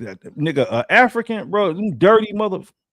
Hey, you know what, bro? Don't even get me started on these damn flip-flop, jaundice eyes, piece of shit wearing that. Bro, I can't. A damn African, bro. Hey, they all can kiss my ass. Every last one of them. Open-toe sandal wearing ass, fucking nigga who bande language having ass, bush meat eating mother. Boy, I can't. Goddamn African, man. Y'all niggas ain't shit. You know, damn, dog. I done went out. Forgive me. Hey, some things need to be said. The Caribbean niggas act like that too, man. The niggas from the Caribbean act like they better than blacks too. Find you a Dominican and try to run up on him and say, "What's up, my brother?" He gonna straighten your ass. I'm Dominican. I ain't black. Go find you a nigga from Jamaica. You gonna tell your ass quick. Man, your country ain't shit, bro. Them too, bro. Your country ain't shit. Don't be over here looking down on black folks like your shit is popping like that, bro. You not. Only reason you popping like that is because when we let you over here, you got access to all type of loans, grants, financial aid, all kind of shit that regular black Americans don't get access to off the top like that, bro. So stop that shit, bro. And on top of that, you in them programs, bro. So stop that shit. It ain't like that, bro. So stop that, bro. That irritates me, and I don't understand black people trying to put us all in this basket. We not in the basket. That's why I'm glad they got rid of that DEI shit. Because that DEI shit put us in a basket that we wasn't benefiting from. White women was benefiting more from DEI than black people. So I don't know why we was fighting for that. We did not need no fucking DEI. We need programs for black people. Problem is that the things we have set up, niggas don't push them. Nope. Like the NAACP, that should be for black people only. That should not be fighting for no immigrants. That should not be fighting for no rainbow people. The Congressional Black Caucus, they should not be fighting for rainbow people. They should not be fighting for immigration. The literal name is the Congressional Black Caucus. How the fuck are you fighting for immigration, bro? Yeah. Explain that shit to me, bro. And immigration, well, okay. So I will say illegal immigration hurts black Americans the most. It hurt us it's going to hit us 10 times harder than it is going to hit anybody else, bro. Black people, we should be the last ones talking about immigration is a good thing. We are I want to say that we are the third largest minority group now within America. Bro, we don't need nobody else over here, bro. We don't need nobody else coming over here. And even if they do come, they should come legally because they have a limit on it. Like they not just going to just like open up the damn borders and just like, oh, you know what? All y'all come on in. There needs to be a limit on this shit, bro. And I love everybody, you know what I'm saying? But bro, like whenever I start seeing black folks start talking about immigration is such a good thing and all of that, bro, you niggas are crazy. Because whenever these people come over here, they ain't going to none of these rich people's neighborhoods, none of that. They come into your neighborhood. And you gonna be sitting over there competing with these people for jobs, competing with these people for all types of shit. Immigration, no, bro. All right, my bad, Pittsburgh. Go ahead. Well, and then the other thing too, bro. This other thing that people got to realize: just because you don't say nothing, don't mean that you are for or against it. It just ain't got nothing to do with us, bro. Why the fuck are we using our political energy and capital to be fighting on this shit, bro? You ever seen the Anti-Defamation League talk about this? The little hat people? You ever seen them jump up there and fight for rainbow people? They fight for shit that got something to do with them, bro. Like, this shit ain't got nothing to do with black folks. So the NAACP, the Congressional Black Caucus, and it's another thing. Since when do all black issues disappear under Democrats? Because I don't never hear these niggas saying nothing under Democrats. All our issues disappear under Democrats, bro? Nothing. Like, that's what happens? Because I thought I was still black, even if a Democrat is here, or even if a Republican is here. Like, them other groups that have actual groups, they fight. They don't give a fuck about no politics that tough, bro. That's why they don't have to be dedicating themselves to no party like that. These niggas is retarded, bro. Yeah, bro. I don't know what it is, man. Whenever a Democrat gets in office, all of a sudden niggas just get amnesia, bro. Like, niggas just get amnesia just instantly.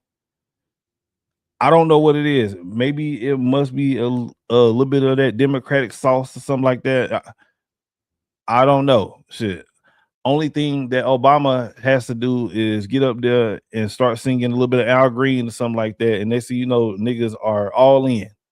Oh my gosh, the Democratic Party is perfect. No, they not. They don't fuck with y'all at all. My bad, Pittsburgh. Go ahead. I know you want to say something. Well, remember, that's the nigga that said that every teenage boy need to have a gay mentor. That's what this nigga said, bro. I could not believe my ears, nigga, when I heard that. When I heard Obama say that, bro, that made me hate him even more. How you gonna tell these young men that they need to have a gay mentor? He could have just said a mentor. Why do they have to be gay? And I've been saying this for years, and niggas had kept on calling me crazy. I was like, bro, I think that Barack Obama is gay. Every time that he opened up his mouth, he talking about something gay. It has something to do with gay, trans, or just some type of weird shit. It's like, bro, why is this dude so obsessed with gay people? I think the nigga's gay, bro. I think the nigga's gay. My point, Kev. I just don't understand how sexuality becomes a thing to whoever you bumping around in your bed, bro. I don't care. Yeah, exactly, bro. That's not an identity thing, bro. That's not some part of an identity. It's not nothing to identify with. I don't care. Most people don't give a damn. Do whatever you want. But don't be telling kids and children that kind of stuff, bro. Don't do that to kids. Yeah, I can't stand that, bro. Like, man, there's so much messed up stuff. Whenever it comes to children's cartoons, movies, and things like that, bro, I remember I was watching this one show, this one cartoon with my name on boys, and it's called The Proud Family, right? And there's a brand new character on there, and the nigga is straight up gay. Like, it's just a gay dude on there now. It's like, why are they adding this into the cartoons? Why is there a gay dude that is on one of my favorite cartoons back whenever I was a child? I turned it off instantly. I don't want my kids watching that, bro. It's bad out here. But then it changed our tolerance level, Kev. Because people tolerate that. But get like an old pro-black ass nigga up there. Watch how quick they run that nigga off. Like, he just talking about black people. He's saying, hey, all this political shit, I don't really care about that. Whoever gonna do something for black people, I'm with it. I ain't with that. I ain't really with the stuff y'all with. I ain't got nothing to do with this immigration shit. I ain't got nothing to do with this other shit. Like, it's like the problem ain't pro-black with pro-black people. Most of them are not truly pro-black. That's the problem. That's a fact. Yeah. They not really truly pro-black. Because if they were truly pro-black, they'll be against all this crazy shit that go on, like that Camelo shit. Ain't no pro-black person gonna be really with that stupid shit, bro. That's not Man, a no, that's not at not all. nothing no real dude is with. That's some feminine bullshit that dudes is cloaking themselves in. Like any person who's really pro-black, they gonna run them off the screen. But think about it. They could tolerate all this sexuality stuff and these weirdo freaks running across the stage with no problem. But then when you do that, they see. Remember, they rearrange this word "woke" to mean something other than what it actually really was supposed to mean. To make people not tolerate it. But the rainbow people, you can't even say the word that start with F and end with G no more. Can't say it. Yep. No, you can't say it. Yep. But they can say all kind of stuff now. So I just think people tolerance level for this stuff is so high. And then some of the stuff that people supposed to be fighting for, they just not doing no more. And men ain't men no more, bro. They ain't got no fucking nuts. We just seen about this story with this woman. Yeah. Yep. Yeah. That is another big problem. Men just aren't men anymore, bro. Bro, so I work with this one dude, bro, and this nigga complain all day long, just like a little bitch, bro. I mean, this nigga is complaining about stuff that he can't even control. He complaining about the weather. He complaining about. I mean, just all everything bothers him, and like I just be looking at him like, bro, like you did not have a daddy or none of that growing up, like nigga, like you just act like a bitch. Why are you constantly complaining all the time? I mean, whining. I mean, just like constantly. If he has to do something just a little bit extra, he's like the nigga is sitting over there complaining about that. The water is coming out of the damn machine too slow. The nigga complaining about that. He complained about his wife. He complained about his kids. He complained about his job. It's like, God, nigga, shut up. Damn. Get you some nuts, dog. One thing that I cannot stand for sure. Go ahead, Bird. What I was gonna say, just to resolve all of that, I think all the women who single women that got boys, all their kids need is mandatory. Unless your kid got A's and B's, you need to go to the military and learn some man shit, bro. Oh wow, because they've been caught. They've been caught, bro. They need to be kicked in their ass. I need to have somebody to measure, hold them up to a mirror and say, this is your fault. This ain't the world's fault. You did this shit. They need to really learn what responsibility is and not have nobody to sit there and hold their hand and make excuses for them and handhold them.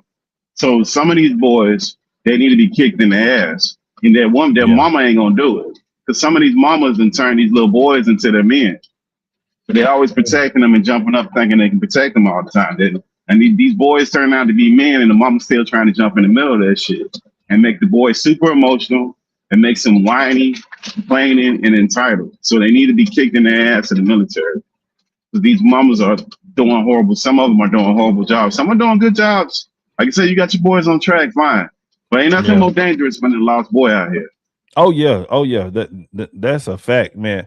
Bro, emotional men are dangerous, bro. A man that cannot control his emotions, that is a dangerous person to be around. A very dangerous person to be around.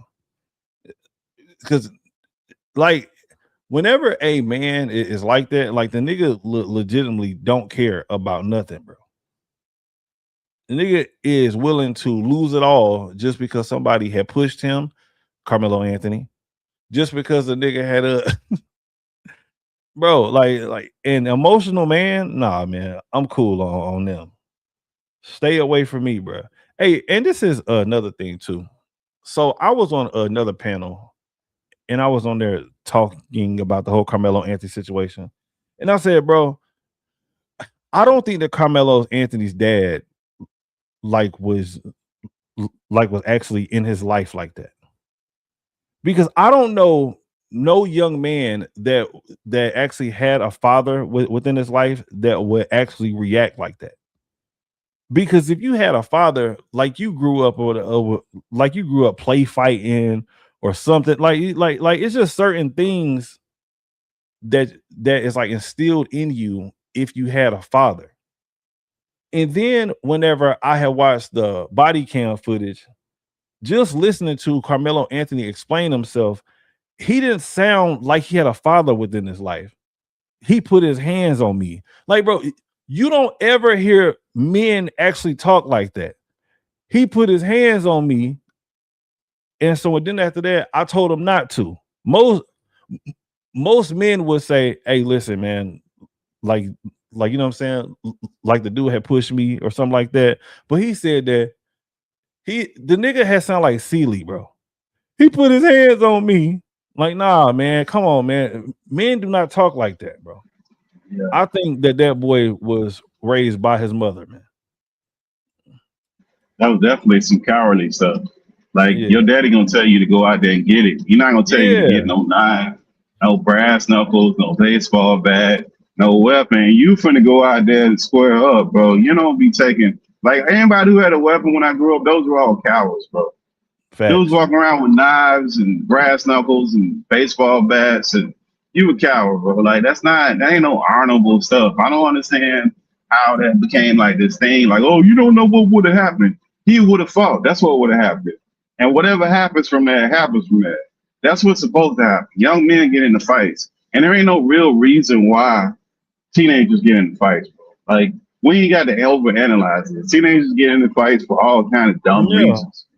Who knows? Who cares? It could be anything from I don't like your shoes, I don't like the way you look, y'all seen you look at my girl. It could be anything. They're teenagers. Who fucking cares? They get into fights, bro. Yeah. You can't be a teenage boy and not get into a fight, bro. It's not at a regular school. It's not gonna happen, bro. I don't know what bubble you want to be in with that. So this is the thing. The problem is like in our community, we got to push the woman to the back, bro. But this is a woman that's a whole woman argument. It's not a man argument. Men like he could have got jumped. So what? I done got jumped before. I'm pretty sure you done got jumped before, Kev. Who fucking cares? Like, okay, you got jumped. You square up, you let them go. And when you catch them again, your boys might get them back if need be possible. But you just let them go. You already know when they circle you up, you know what it is when they run up on you, bro. Ain't nowhere for you to go. You just got to bite down and let them hands go, bro. And whatever happened. But that's just part of the game. You can't run. See, the problem is that these motherfuckers are making excuses from young boys to transition over to men. You can't run from certain shit as a man, bro. There's no running from it. So this whole idea that you don't need to get jumped, they ain't got no right to, bro. Life is an unfair process. It don't have this equality thing that these people are running around with. And sometimes this shit don't make no sense. Just like you getting jumped is equivalent to that. It don't make no sense. You know you're not gonna win, but you got to go through it, bro. Yeah. You know this. So it's certain systems. You get in the child support system. That don't make no sense, but you got a kid from a woman, you ain't with her, you got to go through it. Yeah. You had a job. You in a certain industry. That's what the industry do. Your boss is a dickhead. Can you just jump up and go to another job? Probably 90% of us can't do that. So you just got to go through that, bro. Like this hand holding stuff got to stop, bro. Yeah, definitely. I'm definitely with you. Hey, I thought that it was interesting that you said child support. So let me ask you this, right? So let's say, if a man is on child support and he says, man, you know what? I don't want to give the mama the money, but I'm going to give my kids like a card or something like that, like some type of like kid card that they can get money on. Do you think that is acceptable as a form of payment when it comes to child support? But there is like a court ordered child support thing that is in play. Like the money is supposed to go to the mother, but the father says, hey, I want to give the money directly to my kids. Do you think that that's wrong? Like, what you think? Child support as an overall system ain't about them kids. Yeah. They ain't got shit to do with them kids, bro. As an overall system, they don't care about them kids, bro. And I tell you I know they don't care about the kids. If they cared about them kids, they would lock the mama up for visitation. Okay. Yeah. They would lock the mama up for visitation. You wouldn't only have this one-sided thing where it's emphasized when it comes to kids and people being separated. The only thing people worry about and they fixate on is child support, because why? Men go to jail. And they say, oh, that nigga wasn't paying the child support, you should go to jail. All right, cool. Do we lock the women up when they don't let the man see the child? Do we lock the woman up when she make plans for the man's day?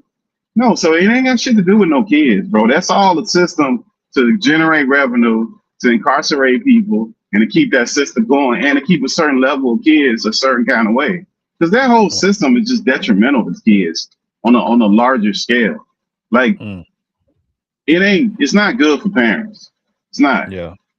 It's not. It's the way they have the system set up is not actually good for the kids. So to answer your question, I don't think the system itself is made for children. If it was made for children, then it would be a completely different thing. We would, first of all, they would have DNA tests at the hospitals. That would be mandatory. Absolutely. Yeah, absolutely. That needs to be That'd be mandatory. first off. Yeah. And then secondly, if the woman get custody, I ain't even gonna argue with them about who deserves custody and all right, cool, she got custody. If she don't let that man see that kid, her ass need to go to jail, just like that man need to go to jail for not paying child support. There need to be some consequences behind it because it's about the kids, right? We care about the kids so tough. And so it can't be about the kids. We don't care about the kids. And on top of that, nobody ever talks about these people who are getting these excessive amounts of money based on the amount of money that this man makes. Because it don't take that much money to take care of kids, bro. Some of these amounts that some of these people are paying monthly, they're paying, $1,200, $1,500 per kid for making $100,000 a year. If you don't have a house, that's insane, bro. It don't take that much money to take care of no kid, bro. So you can't tell me that mama getting $1,500 a month to take care of one kid, and you mean to tell me it take all $1,500 to take care of this kid? Like, that's insane. Yeah, that's insane, bro. It's crazy, bro. So where we at with that? So I don't think that system was set up right there. I just think that people in general, especially men, it's more detrimental to them because they're gonna want more than likely not to end up care custodian. Yeah, 1,500 a month is wild. Yeah. They got to be careful with that whole situation. I just don't think that system's set up for us, bro. And when you can't work it out with your woman and you want to go get them people involved, it's just all bad, bro. It raises more animosity because no matter how much money the woman get, I ain't never seen a woman say I'm getting too much money. Nah, hell no. Nah, that ain't gonna happen. That ain't gonna happen. Yeah. Man, And I got a lot of homeboys that are on child support, and I'm blessed that I've never had to deal with that. My kid's mother had threatened me with that one time, and this was back whenever my boys, they was probably like 1 or 2 years old, but we was like arguing or something like that, and she never did it. But I can only imagine, man, because I got some homeboys, bro. That child support is kicking they ass, bro. Like bad. I did it for a long time. I had one outside. I did that for a while. Yeah. It don't make a lot of sense. And like I say, they don't have the consequences for them custody thing. And then most people believe that you can just call the police up and they just gonna make the woman give you your kid. That don't work like that in all states and state counties. Sometimes they'll come and tell you, hey, that's a civil matter. You need to go back to child support court and figure that out. We just here to keep the peace. But now if they get an order saying you didn't pay child support, they take your ass to jail. First of all, they're gonna suspend your license. They're gonna take your passport. All that's gonna happen like immediately by default. So like that whole thing is just a crazy system, bro. It's not a good system, and unfortunately, you hope you end up with a reasonable person on the other end. Because if you end up with a woman who's impossible, man, she can make your life really hard when it comes to goddamn kids, bro. And I see why some dudes be like, fuck it, I'm just gonna pay my child support. I'm not dealing with this woman. I'm not gonna be playing these games with this woman. Y'all go ahead. And then you'll hear people say, oh, you're supposed to fight for your kids. Man, listen, man. You shouldn't have to. It's only so much of that you can take, bro. You still a human being, man. You still got to function in your other house. You got to take your ass to work. You got to be able to function. And that's before you even get to fighting and arguing with this lady about stupid shit, about the time y'all agreed to a time and she done made up all kind of excuses where she can't be there. Kids coming up dirty, they ain't never got no clothes. Every time some extra shit happen, she ain't got no money, but you faithfully planned. Like, man, that whole thing can be a mess. But unfortunately, like I say, you got to really rate who you dealing with and who you having kids for. And that ain't most of us don't plan kids. That's the other thing, kids. Kev, do any of us really plan pregnancies? Is that a thing? Nah, not I at think that's all. the I thing. definitely did not plan mine. Yeah, I think that's the thing. I don't think it's. I'm that's not saying crazy that right here. people shouldn't have kids, but I don't think nobody sits there and be like, "Oh, I love this woman so much, she gonna have my kids. This is why I want to have my kids." It's that I don't think we do that. I think that's kind of our fault though, bro. Because now you in a bad spot, man. That shit don't work. And you know, sometimes women are cool until they see you with somebody else and you're doing better, bro. They fucking lose it, bro. Yeah. They turn into completely different people. Yep, I've definitely seen it. Definitely seen it. It's not good, bro. And then they'll get silly, like you see these little skits and stuff where they have people doing that. Where the shit can go and y'all break up and 3 months later she with a whole nother dude, live with him, everything. Dude by herself, the moment he trying to move somebody in, who is that bitch? And why do you have that bitch around my kids? Yeah. That's what you got to deal with, bro. Like, okay, so you can be laid up with a whole nother dude in the house in my jet, but just for my kid to visit, I gotta answer these dumbass questions. Yeah.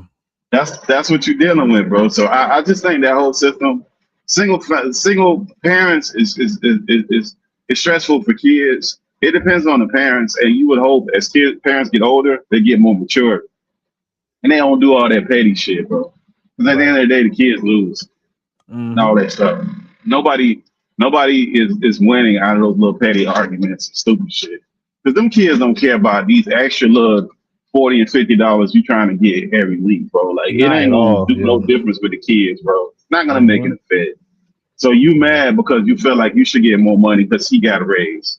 Right, gotcha. And what that's gonna do for the kids? Because you decided you didn't want to be with this nigga no more. That's what you said. You say, fuck this nigga. I don't want to be with him no more. And unfortunately, most people are not reasonable, bro. If two people care about their kids, there ain't a whole lot a man won't do for his kid financially if you're not nagging him and running him in the ground. There ain't a lot. Yeah. So that's a fact. some people got to use a little bit more common sense. You got to back up. If it's about, because most of this conversation, and we only talking about finance because that's the only conversation people really have when it comes to kids and people separated. They don't really talk about he's a good dad because he spent time with my kids and pick them up and he had all their games and this and that. Nobody gives a shit about that, bro. I hate to say it, but that's just what it is. And then they have the kids manipulated to thinking that the dad ain't no good dad because when the mama will tell the kid to call your daddy and ask him for this. And if the daddy say no, the mama like, well, I don't know why he ain't paid, just a little bit of money. Like, bitch, you paid. Like, why aren't you telling this kid this shit?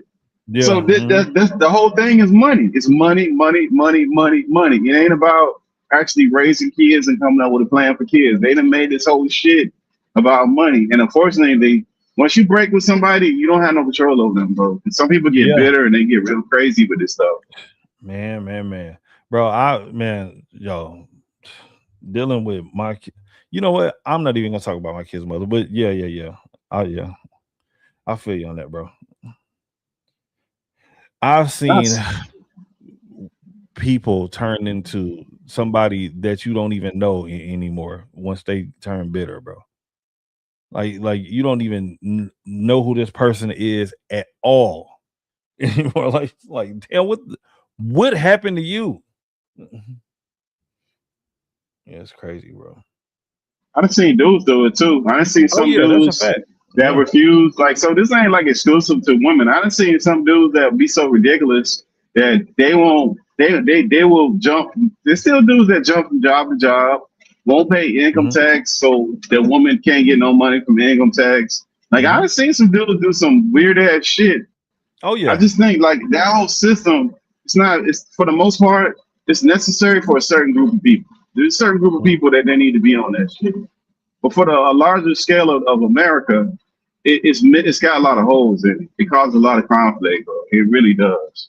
That whole court shit, court case, and they gotta go to court, man. You get frustrated instantly, bro. Like, man, what this shit about?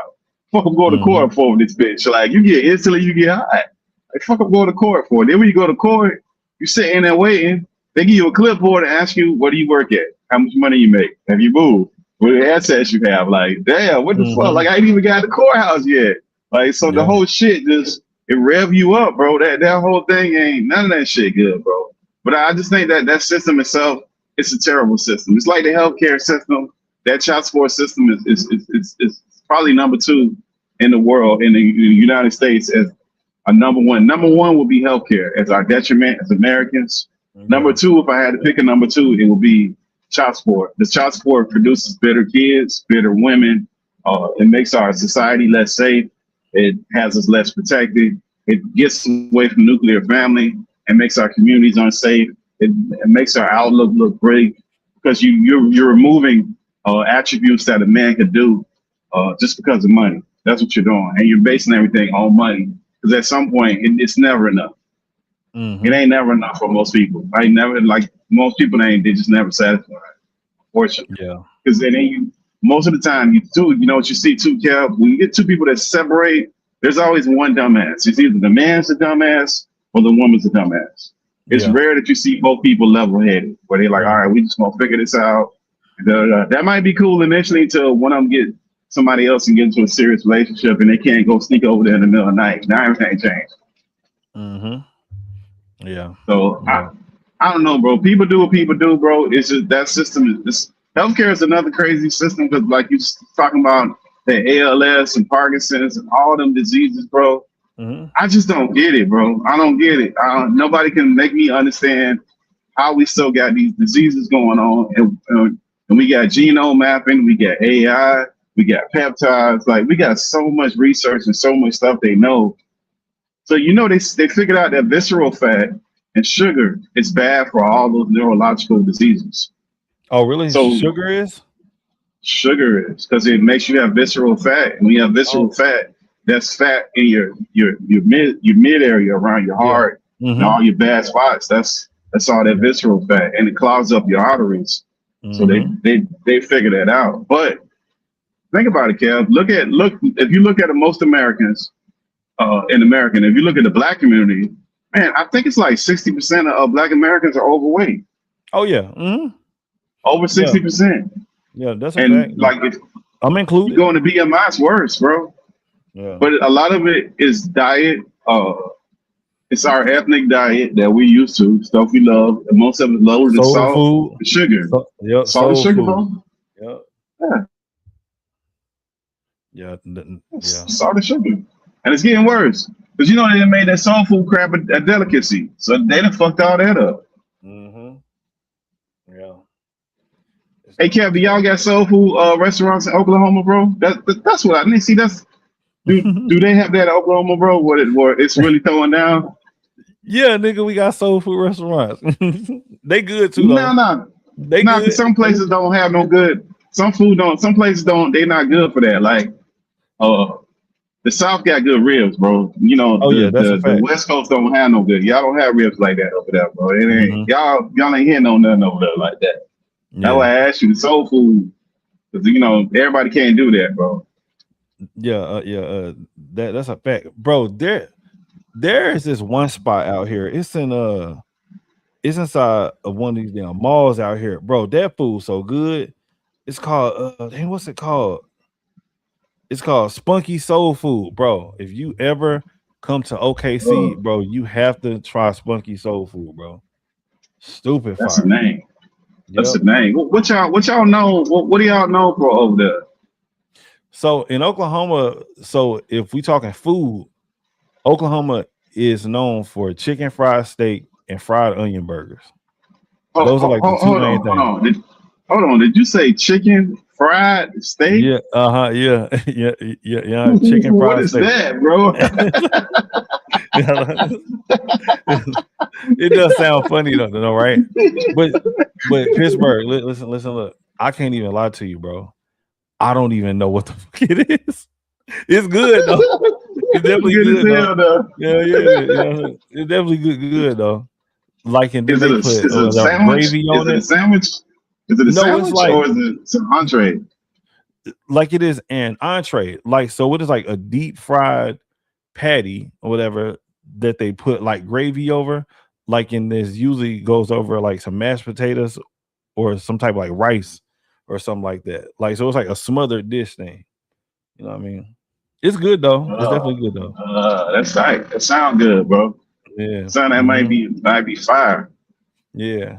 So chicken But fried what? steak and fried onion burgers. Those two. Shout Fried out to onion Seymour sauce. Stacks for coming through. But yeah. It's an actual burger, onion that's fried. No, like so what it is that it's just a burger like that has the onions or the right cooked in it. Like so just call it a fried onion burger. That's all it is. Like whenever you dope. patty up like the ground beef, like and then you chop up some onions in there. That's what it is, a fried onion burger. Yeah. Dope, yeah. Yeah, y'all would have something. And what that language be over there like, Kev? Is it more like a southern draw, or is it more like a up north or a north upbeat? What y'all language sound like up there? See, Oklahoma is in such a weird spot, right? Like, so whenever you go to northern Oklahoma, like whenever you get up to like Tulsa and stuff like that, they sound like Midwesterners. Like they got that Midwest talk. Like it's almost like they sound like they are from St. Louis or something whenever you get up to Tulsa. But whenever you are down in the city, like whenever you hit OKC, because OKC is closer to Texas, that right there is where you start hearing just like that country like twang talk a little bit, like you know what I mean, just like like people talk a little more slower. Yeah. Just like people talk a little more slower and stuff like that. You know what I mean? Yeah. Shout out to LB Cut. Oh, appreciate you for coming through, bro. My camera just cut off. I don't know what just happened. Let me fix that. But but that's dope though, Kev, man. Okay, got put on the map, but y'all got the basketball team. Now what y'all football team? What is Kansas City? What is y'all? Who y'all represent now? That's the question. Y'all got a lot of y'all got a lot of what's called fans there, Texas fans, Dallas Cowboys fans too, right? Oh yeah, yeah, bro. So more Cowboys fans, or is it more who's the dominant fan base there? Cowboy fans by far. Damn. By far, like bro, it's not even close, bro. I don't even see no other team out here. It's nothing but Cowboy fans. Because you gotta think about it like this too, right? Let's look. Dallas is 3 hours away from us. So Oklahoma City is like it is in such a cool spot that we are like 4 or 5 hours away from 4 major cities for real. Like so you got Dallas. So Dallas is 3 hours away. Austin, Texas is 6 hours away. Memphis is 6 hours away, and Kansas City is 5 hours away. So we're like right in the middle of like a bunch of different big cities. But everybody loves Dallas. Damn, boy, Dallas is everywhere, bro. They just took over. Yeah. Man, they are America's team. They definitely are. They are America's team for sure. Man, they got some of the most annoying fans too, man. Them and the Jets. I think the Jets fans are the worst. Jets fans are the most fucking the Jets. Bro, Yeah, the Jets don't need to ever be talking nothing, nigga. The Jets, the fuck, like whoever, nigga, bro. The Jets, they need to just be quiet, bro. Jets, that's crazy. Jets and the Raiders fans, bro. They are top 2 worst fans ever in the NFL right now. Them two up there, bro. They are annoying. They ain't won shit. Since we had black and white TVs, but the motherfuckers are annoying, bro. I would have said the Patriot fans. I would have said Cowboys and Patriots fans. I think that those two are annoying. Now, when you go to the games, the Raiders, every time, like in Miami, anytime the Raiders fans come to town, the Jets fans, and them stadiums guaranteed at least 2 fights, maybe up to 10. it's gonna be some fights up in that bad boy in the stadium Right. when they come into the actual game. And then that fans coming in rowdy, loud, talking crazy. They popping like they about to go to the playoffs. And they be acting like like how the Knicks fans was. Like all aggressive and shit. Like they fucking annoying, bro. Yeah. Man, act like they got kids on the team or something. Like their loved one is playing or something. Like, damn, you like high really school ride for the football team, moms. dog. Yeah, I feel you. They are like them high school football moms and Yeah, and dads exactly. out there I tripping. can see them.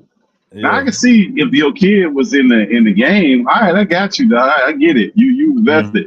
But you a regular Joe Schmo, dog. You about to get split about a football game for some cat that you ain't never gonna beat. Yeah. And not gonna know your name. That's insane, bro. And you know you done got lit. You know you been out there in that sun.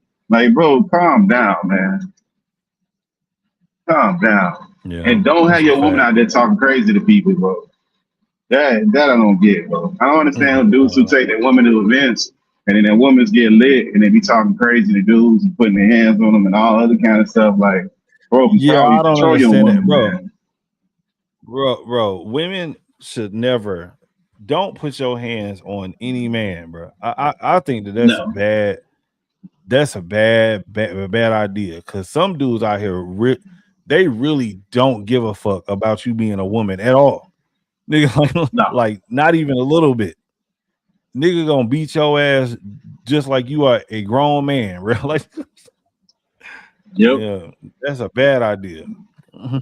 Yeah, well, you shouldn't be putting your hands on people. I mean, not as an adult. Keep your hands to yourself, and then you can't put your hands on people and be talking crazy because some people don't care. They just gonna go to the end, and if they got to go and get in front of a judge, so be it. They don't really care. For your own personal goodness, that's what you got to deal with, and that's what it is. You don't get equal force out here. This ain't high school or boxing ring where y'all finna put some boxing gloves on and duke it out. And the worst thing I want is my woman putting me in a bad spot, bro. That's not bro. what you're supposed to be happening, bro. That's not supposed to happen. So any woman that puts you in harm's way, you got to get. Look, if your woman come home and be like, "Hey, Kev, the neighbor was trying to holler at me yesterday and the day before," get rid of her ass, bro.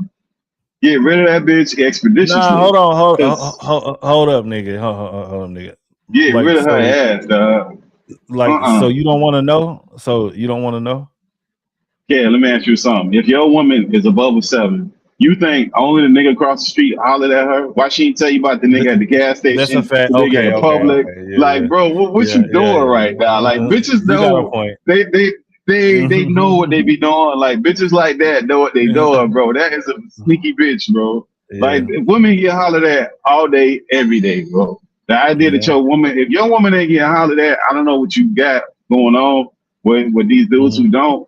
And they got to know the play, man. You got to get your woman in line because my woman know, like, okay, so if you come and tell me this, how would you like me to handle this?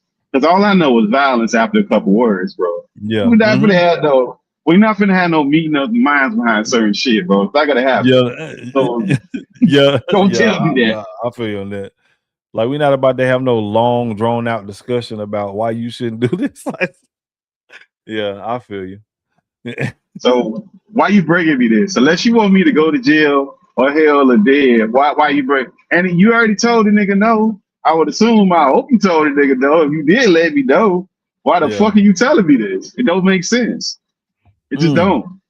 Think about if you came home every day and said, "Hey, babe, Keisha at work try to give me them draws." Like, why would you tell your woman that, bro? Yeah. Damn, Pittsburgh. Because at first I thought that you was tripping. I'm like, oh, okay, well, you know what? He kind of do got a good point. Women do get hollered at like all the time. But she told you about this dude though. Yeah. Damn, that's crazy. Fire, bro. Or your partners. Like, you know how women don't be liking your partners, and she be like, "Oh, you know your partner Joe, he tried to holler at me when you da-da-da." Like, bitch, wait a minute. Wait a minute. What the fuck is going on here, man? Like, if first of all, well, I mean, some stuff people do, I get it, man. Get it. And you know your partners, man. You know you got a couple. When you're younger, you get older, you kind of separate yourself. But you know when you was in your 20s, you had some piece of shit ass dudes that they Oh hollering at yeah. everything moves, man. They don't give a damn. I you know this. You get older, you kind of separate because their life get a little too wild, bro. I don't have time for all that. Nah, yeah, we getting too old for that. I can't do it, bro. I can't. I don't even got the energy to listen to your stories, nigga. I can't do it. Yeah, yo, hey, you know, bro, I literally I hung up on a nigga. Was this what about like what 2? I want to say okay. Anyways, this was a few days ago, bro. The dude had started talking to me about some girl or something like that, and and in my mind, I'm just thinking like, damn dog again. Like, so I just had hung up the damn phone, bro. I don't got time. I don't want to hear that shit no more. I'm cool, bro. Like, and it was nothing really. It was just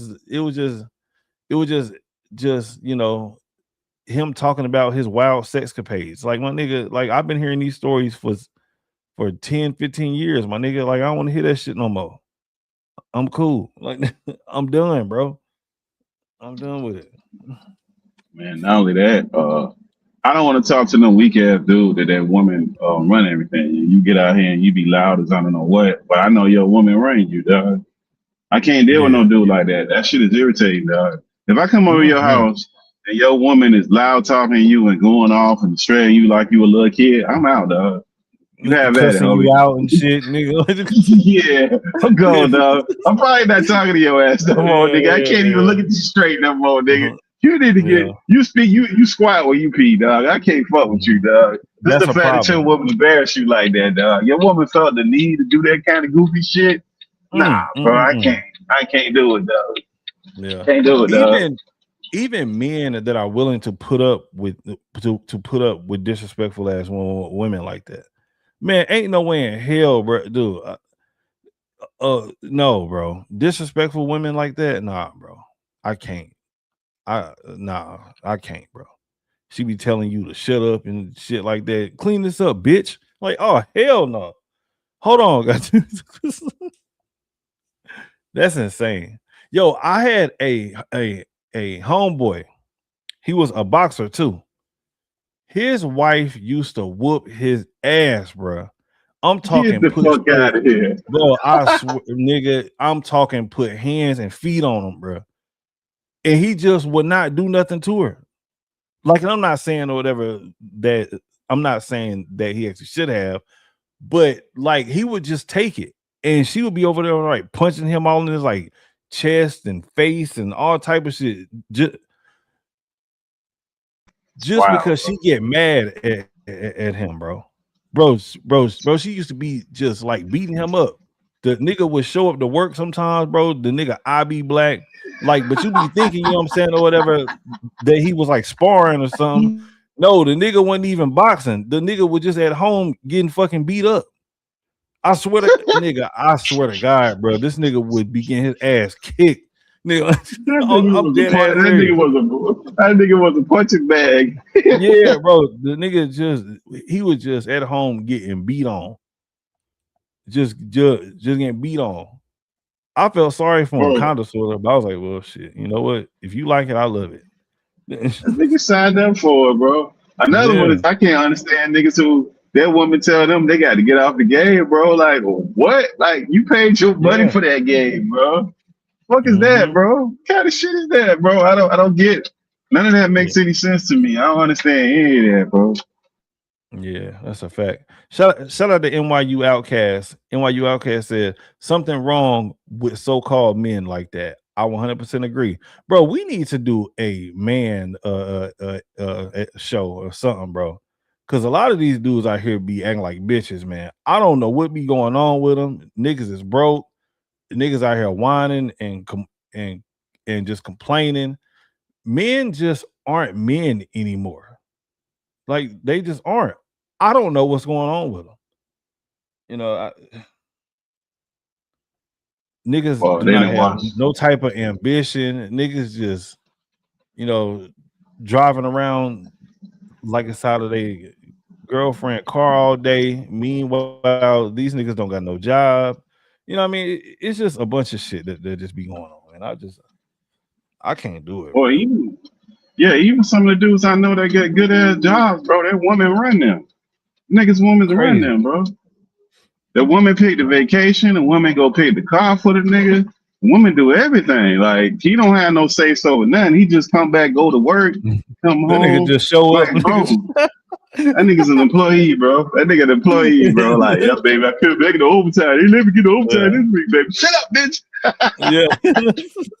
Yeah. Hey, and this is the crazy thing, though, right? Because, bro, I wouldn't think that any real woman would actually want a man that is like that. I can't see any real respectable woman wanting a man that is like that. I just can't see it. Somebody that they literally can just run over and stuff like that, man, bro. Nah, bro. The women that I know would dry up seeing dudes act like that. I mean, dry straight up. Nah, but some of the bitches love power though. So some of the women are drunk with power. They love having control, bro. And then they want the boss to do to tell them what to do. It's very few women that control finances don't fuck it up. Yeah, ain't a lot of women that got impulse control when it comes to finances, and they don't buy a bunch of dumbass shit. And you look, the bitch got like a whole 3-4 closets full of bullshit, and you ain't got no money, nothing to rub together, bro. Like that she ain't never wore before. Yeah, still popping tags and shit. Like, but then asking you why you spending $100 on some shoes, or why like some petty shit. Why you need a new lunchbox for work? Like, bitch.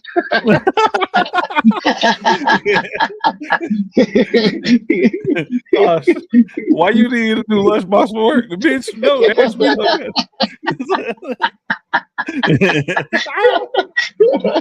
Damn, dudes be with it, man. Some of these dudes be with it, bro. They, but you know, they be with the stupidness, bro. But you know, she is the mother of my kids. Like, oh my god, yeah.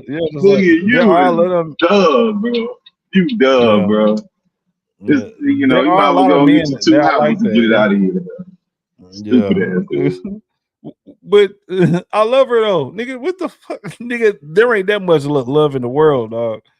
Hey, forget all that. NYU Outcast said, I worked with a guy whose wife stabbed him, oh Lord, and shot him through a door in separate occasions. He said he still loves her. Oh no. What? Yeah, see, this is the type of stuff that I be talking about. The niggas out here getting stabbed and shot, bro, and still in love. And shot. And still in love. That nigga's retarded, man. God, that nigga's retarded, man. That must be both of Jaws' brother or something, man. Remember the dude who the police officer shot it? She went to the wrong door and killed the dude. Oh yeah. You talking about Botham Jean? Was that his name? Botham Jean, yeah. My bad. Botham. Yeah. Remember the brother stood up there right before sentencing. I love you. Can I give him a hug? You killed my brother, but let me give you, bro, stupid ass nigga. that shit right there have pissed me off, bro. That made black people look so soft and tender, and just the lady had killed your brother, and you get up there giving this woman a hug. I love her so much, though. What, bro? If I was their daddy, bro, I would have literally disowned him right then and there. Nigga, I'd have got up and just walked out of the courtroom. Daddy? Nah, nigga. There ain't no daddy no more. Nah. I'm not your daddy no more, bro. If I'd have been both of them, I would have rose out of the grave and backhand slapped that nigga like, pow, you stupid ass dude. Fuck you, bro. What are you doing, bro? Have some dignity. And you know, but you know what I gotta say though, Kev, man. You know, you like messing with the mayonnaise, bro, but you know, the white lady tears, bro, them shit powerful, dog. Oh yeah. White lady tears get you in trouble, dog. Oh yeah, facts, bro. If a white woman start crying, bro, a nigga is going down, bro. Yep. A nigga is going down. Like, bro, there ain't no way around it, nigga. That case is lost. Yeah. If you are with a white woman and you are a black man, and let's say if something happens, like to where the fucking police get, like to where the police get involved, as soon as they show up, your ass is getting shot. There ain't. Yep. If she crying, Oh man. whenever the police pull up, nigga, you are getting shot. Period. Yeah, you better get butt naked and lay on the ground. That's the best for thing you can do. real. You still might get shot. You still might get shot. Yeah, I don't know what he had his ass. He could have had somebody's ass. I don't know. Get butt naked and lay on the ground and lay on the ground and put your hands behind your back, nigga. That's what you better do. If that white woman crying, nigga, when they pull up, nigga, just start stripping, bro. It's over with. It's over with. They might tune you up, man. They might do the opposite of that Dustin Portillo. They gonna use every weapon they ever had. Like, oh shit, I've been wanting to use this right here. Let me see, pop out. Like you might get everything they got. Yeah. But no, man. Yeah, I know, right? Nigga, these dudes gotta wake up, man. They gotta wake up. Ass. No, they gotta wake up. They gotta wake up, bro. Because they got women thinking too, bro. They got average women. That's nothing, man. White women are delusional. They got average women thinking that they are something that they're not, bro. They got average women thinking that a man got to buy all this stuff, bro. Like, no, man, bitch, no, that's not what I got to do. No, do you want to be in my company? I want to be in your company. Let's get to know each other. Let's build. I'm not buying you shit. I'm not taking you on no trip. I'm not paying your bills. You're an adult, pay your own fucking bills. None of that shit. Like, they got women in this box that's what's happening. And some of them are really reckless, crazy. Because you know what happened, Kel? I'm gonna tell you what happened though. It's fucked up at the top. So the wealthy man at the top didn't used to do all that shit. Yeah.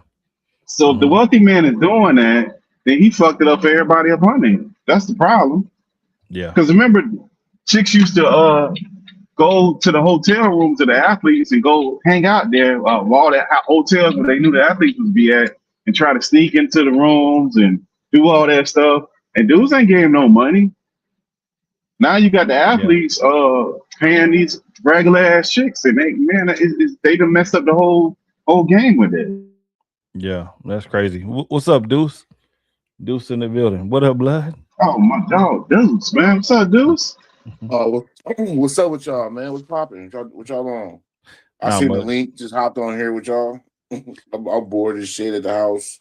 Yeah, I feel Nah, we just on here just chopping it up about everything for real. We talking about how men don't act like men no more. Just shooting shit. Hey man, it's the reason for that, bro. What's that? Social programming, man. Yeah. This social engineering, bro, is deeper than what most would expect. Yeah. Yeah. I believe it too though. Like this whole feminism crap that everybody is buying into, and then you got the men out here supporting it, and yeah, I definitely believe it. NYU Outcast said a girl should act like a girl or a lady and not like an aggressive man. Yes, I definitely do agree. Then he said, that's why I prefer the white chicks. Hey, listen, bro. Hey, you not gonna get no argument out of me with that one.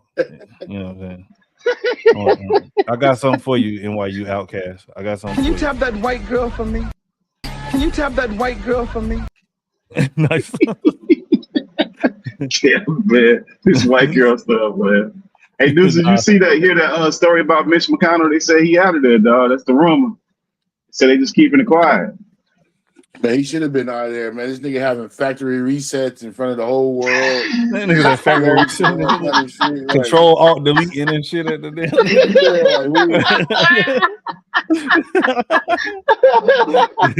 Man, this damn politics, bro. This shit make you cry, bro. Because like it's all a game, but this game controls our life. I think they're trying to. China? Yeah, no communism. Communism, yeah. There's no way to stop it. I don't know, man. No way to stop it. The way they let Trump operate like this, like no pushback on anything he does, like this is crazy. And man, just make sure. I don't know, bro. I don't really sound defeatist, man, but crying and complaining about it, ain't gonna do shit about it. That is true. I don't know if we're gonna get the whole communism thing, because we seen that in Mandani and New York City, and that shit ain't going nowhere though, dude. So I don't know about that. I think you might get a little bit more of socialism, but you're not gonna we're never gonna have a complete capitalist system or a complete socialist system. It'll never work in America. You got to have a blend. You might have a little bit more of socialism stuff. You can't have it completely like that. It just don't really work. That would get so much pushback, bro. Like if they tried to do just like whatever, just like some widespread shit like that. Like, yes, it may happen within a city here and there, but or something like that. That shit ain't gonna happen all over America. Like I can't see it. New York and California are the templates for where they're going, and we're basically a socialist state. Yeah. Like everything is fucking rationed and handled by the government. Basically, you know what I mean? Like, we have your certain independent freedoms, but you really can't go nowhere. You get a business, you get all kind of restrictions and things that hold you back from aspiring to be great, because the big corporations are tied in with the government. Tech companies are tied in with the government. The government's controlling the farmland, how much water that farm people can get. Like it's just crazy out here, bro. Yeah, $6-7 of gas, it's just for no fucking reason. Like it's just crazy. Yeah, but it's always been like that though, dude. Like the only thing I tell you with that, California, I agree to a point. No, but it's been like that through the whole United States. Think about it like this: why does diesel cost more than gasoline when diesel is easier to refine? It takes less of a process to refine diesel because it's a byproduct of them making gas. Like that's been like that for 30, 40 years. It used to be cheaper at one point until they flipped it. And then as far as the corporations been running America since the beginning of time, bro. And it never stopped, man. Because they put the money in the pockets that need to put the money in. So they ain't gonna never stop that. And the access that they have with technology, look, AT&T, which used to be Bell South before they broke it up, they notoriously had this room. Everybody knew they actually worked there, where it was locked up in NSA, CIA, whoever you want to, whatever alphabet you want to put in there. They had like a secret room within there where they had access to it to go in there and do what they wanted. So they've always had to access people's data and information, and they kept so many years of this stuff. So now we just use it to the digital age where now they don't have to do it that way. They're doing it a different kind of way, but they've always had access. Yeah. Yeah, I can agree with that, but I guess now it's just more transparent, and you know what I mean. I'm a person like you do something to me, like I get mad if I can't retaliate, and these people are like, I'm gonna do this, and what you gonna do about it? Like I'm not with that at all, and that wasn't the way it's supposed to be. Politics though, Deuce, man. Politics always been like that, bro. Politics like the 3-card Monte, bro. That's all that shit is, bro. We just keep playing the game, think we gonna win. Oh, I know it's always been WWE. Like everybody's fake. Just like the political system, you get all these DAs and private lawyers, and they're the same fucking person. You know what I mean? People go to lunch together and golf and all this shit, have cousins and all this. So I know it's always been fake in front of the cameras, bro, but a lot of shit is starting to hit impact home. Not necessarily me, but you know what I mean? Like people I see, people are way poorer than they used to be. Yeah. And that sucks. I have a job, I have an income, a couple of streams of income coming in, but a lot of people aren't as lucky as me. Yeah. Yeah, I feel you. King Picks said and I do appreciate you for coming through, bro. Make sure that you like and subscribe and all the other good shit. But anyways, he said, how does one even get ALS? Like what causes it? So with all the research that I've done is they don't really know what exactly causes it, but there are some like links to certain things. So they say that like Roundup, there's something that is in Roundup that can trigger ALS, but it's not it's not 100% sure, but they're saying that they are seeing a connection in something that is in Roundup, different types of like pesticides and stuff like that. But they don't know for sure, like 100%. What you guys ALS say? is Go ahead. a neurological Yeah. neurological condition. Yeah. Okay. Yeah. Okay. That's because they ain't looking, Kev. They not looking, bro. Only when you get a chance, look on your phone and see if they've ever done a study to see if your cell phone transmits enough radiation to cause cancer. They've never done it. Oh Certain yeah, shit they ain't gonna never touch, bro. They They're already not gonna know do though. certain shit because they're not gonna touch certain shit because it'll be in black and white. Just like peptides now with the GLP-1s that they're doing now, they never did studies on it up until the last 10 years. They've had peptides for like 20 some years, 20, 30 years. At one point they were legal. They got rid of them. And they said they're unsafe, but they would never do FDA trials. Because if they ever did the trials, then we would end up with GLP-1s. Until now, we're just so fat and overweight that now America as a whole is just unhealthy. So it's not that they don't know. What Deuce has always been saying, they're not really looking, bro. It's all a game. They don't really care. Like they can really narrow this stuff down. This ain't that complicated. If they really had an approach to really do this thing that they wanted to, instead of just giving insurance companies money, because that seemed to be what we do, just give insurance companies money with no actual good outcome. Just give money for no reason. And everybody's just happy because they got good insurance so they can brag about it. $500 for a Band-Aid, or $800 for an aspirin in the emergency room. Yeah. Give insurance people money. Yeah, that is crazy. Yeah. $500 just for one aspirin and checking somebody's blood pressure. Man, get the fuck out of here. Okay. Yeah, but that's pretty they're in bed with ridiculous. the government, so they can charge whatever they want to charge. Oh yeah. And that was that thing about the little health plan that Trump was they had what they were trying to do with Trump, whatever, getting rid of Obamacare. But these guys didn't have no plan about executing anything else. I don't see what the big problem is. People should be able to eat for free and get health care for free. I don't know about they do that in Israel. Eat for free? They do it in Israel. Yeah, they do it in Israel. Why not? They do it in Israel. Everybody should get EBT. If you make over $100,000 a year, no. But anybody under $100,000 a year should get EBT, bro. Damn. I don't know about EBT. Yeah, I think you gotta make it difficult. Who paying for this shit? We gonna pay for it. The government pay for it. Yeah, the government can pay for it. You can spend $8 billion on a damn ballroom. You can spend fucking $9 billion on a damn library. Y'all can spend that shit on the people. Yeah. Like, who give a fuck about that shit? Who the fuck goes to a library if you ain't in college? Yeah, that is crazy. Yeah, because everybody gets on their phone for everything. Yeah, library your damn hand. You go to the library. Yeah, no, but that's what not you some type of weirdo nigga. You going to a library? What the fuck you doing, bro? Yeah. This ain't 1995, bro. Like, okay, back in the day, you need some information or something. Yeah, go to a library, bro. But you got everything in your fucking hand right now. What the fuck you go to a library for? Yeah. In California, them libraries a state building, $260-something million. You got that? They ain't throw away this fucking money. They do. But the presidential libraries ain't like real libraries though, dudes, man. Them like different kind of. That's just the building. Monument. It's the fucking monument.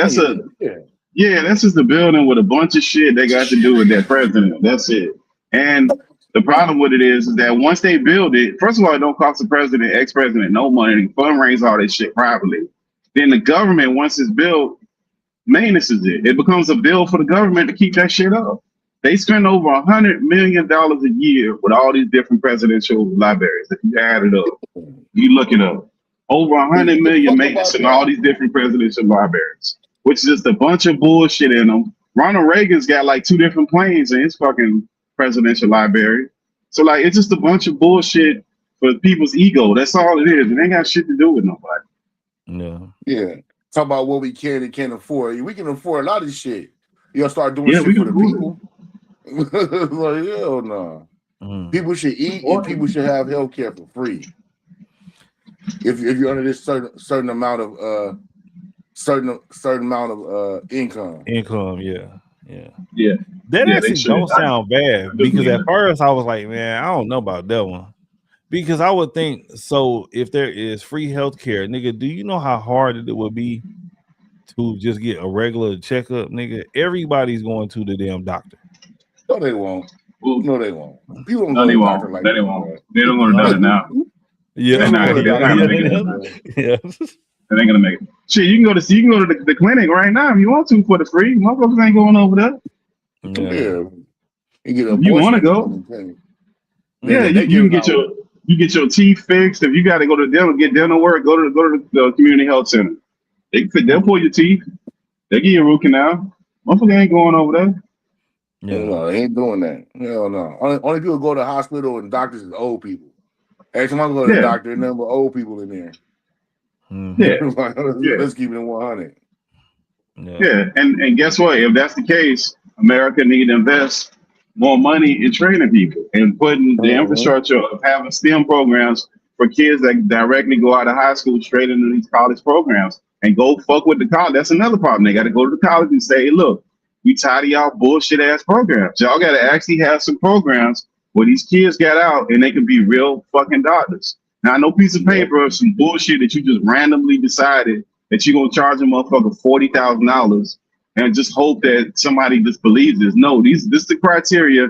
We need you to teach these kids for them to be doctors, for them to be engineers. You got to teach them this. If they actually did that, we'd be fine, but they're not going to do it because it's too much money in college. It's too much money in healthcare to not fix shit. It's too much money in this bullshit, so they never going to fix the shit. They don't have no incentive to do it. Yeah. They have no incentive to do it. Like they get like, man, they print this money on thin air. So it really doesn't have no value. This money say, well, we agree to what it says. A fiat is a fiat currency. You know what I mean? You get a damn stone tablet, and we both agree to that. This is what it's worth is just like fucking money. So the fact that the money doesn't mean anything. This money doesn't mean anything now. In actuality, it's a piece of paper. But we agree to what it means. So the people need to start agreeing to what helps the people. But you know, they love to create these classes, you know what I mean? The have and the have-nots. Yeah. NYU Outcast said, I don't want to pay for others who refuse to work. Free is never truly free. What y'all think? No, you ain't paying for Pay shit. for Israel. Yeah, we pay for Israel already. You ain't paying for bro, shit. we paying right now, bro. Listen, Israel right now got free healthcare. They got free college. They got, if the woman get pregnant, they got free maternity leave. Now, amongst other countries that we give all this money to. So the shit you saying you don't want to pay for America, what you think? Go look at some of our international money and look at some of these countries or some of the programs that you think we shouldn't have in America, and we giving them all this fucking money, and they have the very same programs. And guess what? On top of that, they don't have no debt on their books. On top of us giving them all this money, guess what? You go look at Israel. Are they indebted like us? Fuck no. Go look at some of these African countries. Are they indebted like us? Fuck no. These European, like, no. So, like, the things that people are saying that they don't want America, you're already paying for it. You're just silly enough to believe that you're not going to pay for it in America, but you're paying for it for these other countries that have the same thing, and they're not paying for it. We're paying for it. I think that's an antiquated system. The taxes and all that shit. The government shouldn't be taking money from us anyway. You guys can print money out of thin air. We just see them do that shit over and over with COVID, the big beautiful bill, everything else. We see y'all just print money out of thin air. So what are you taking money from me for if you can print money out of thin air? I don't get it.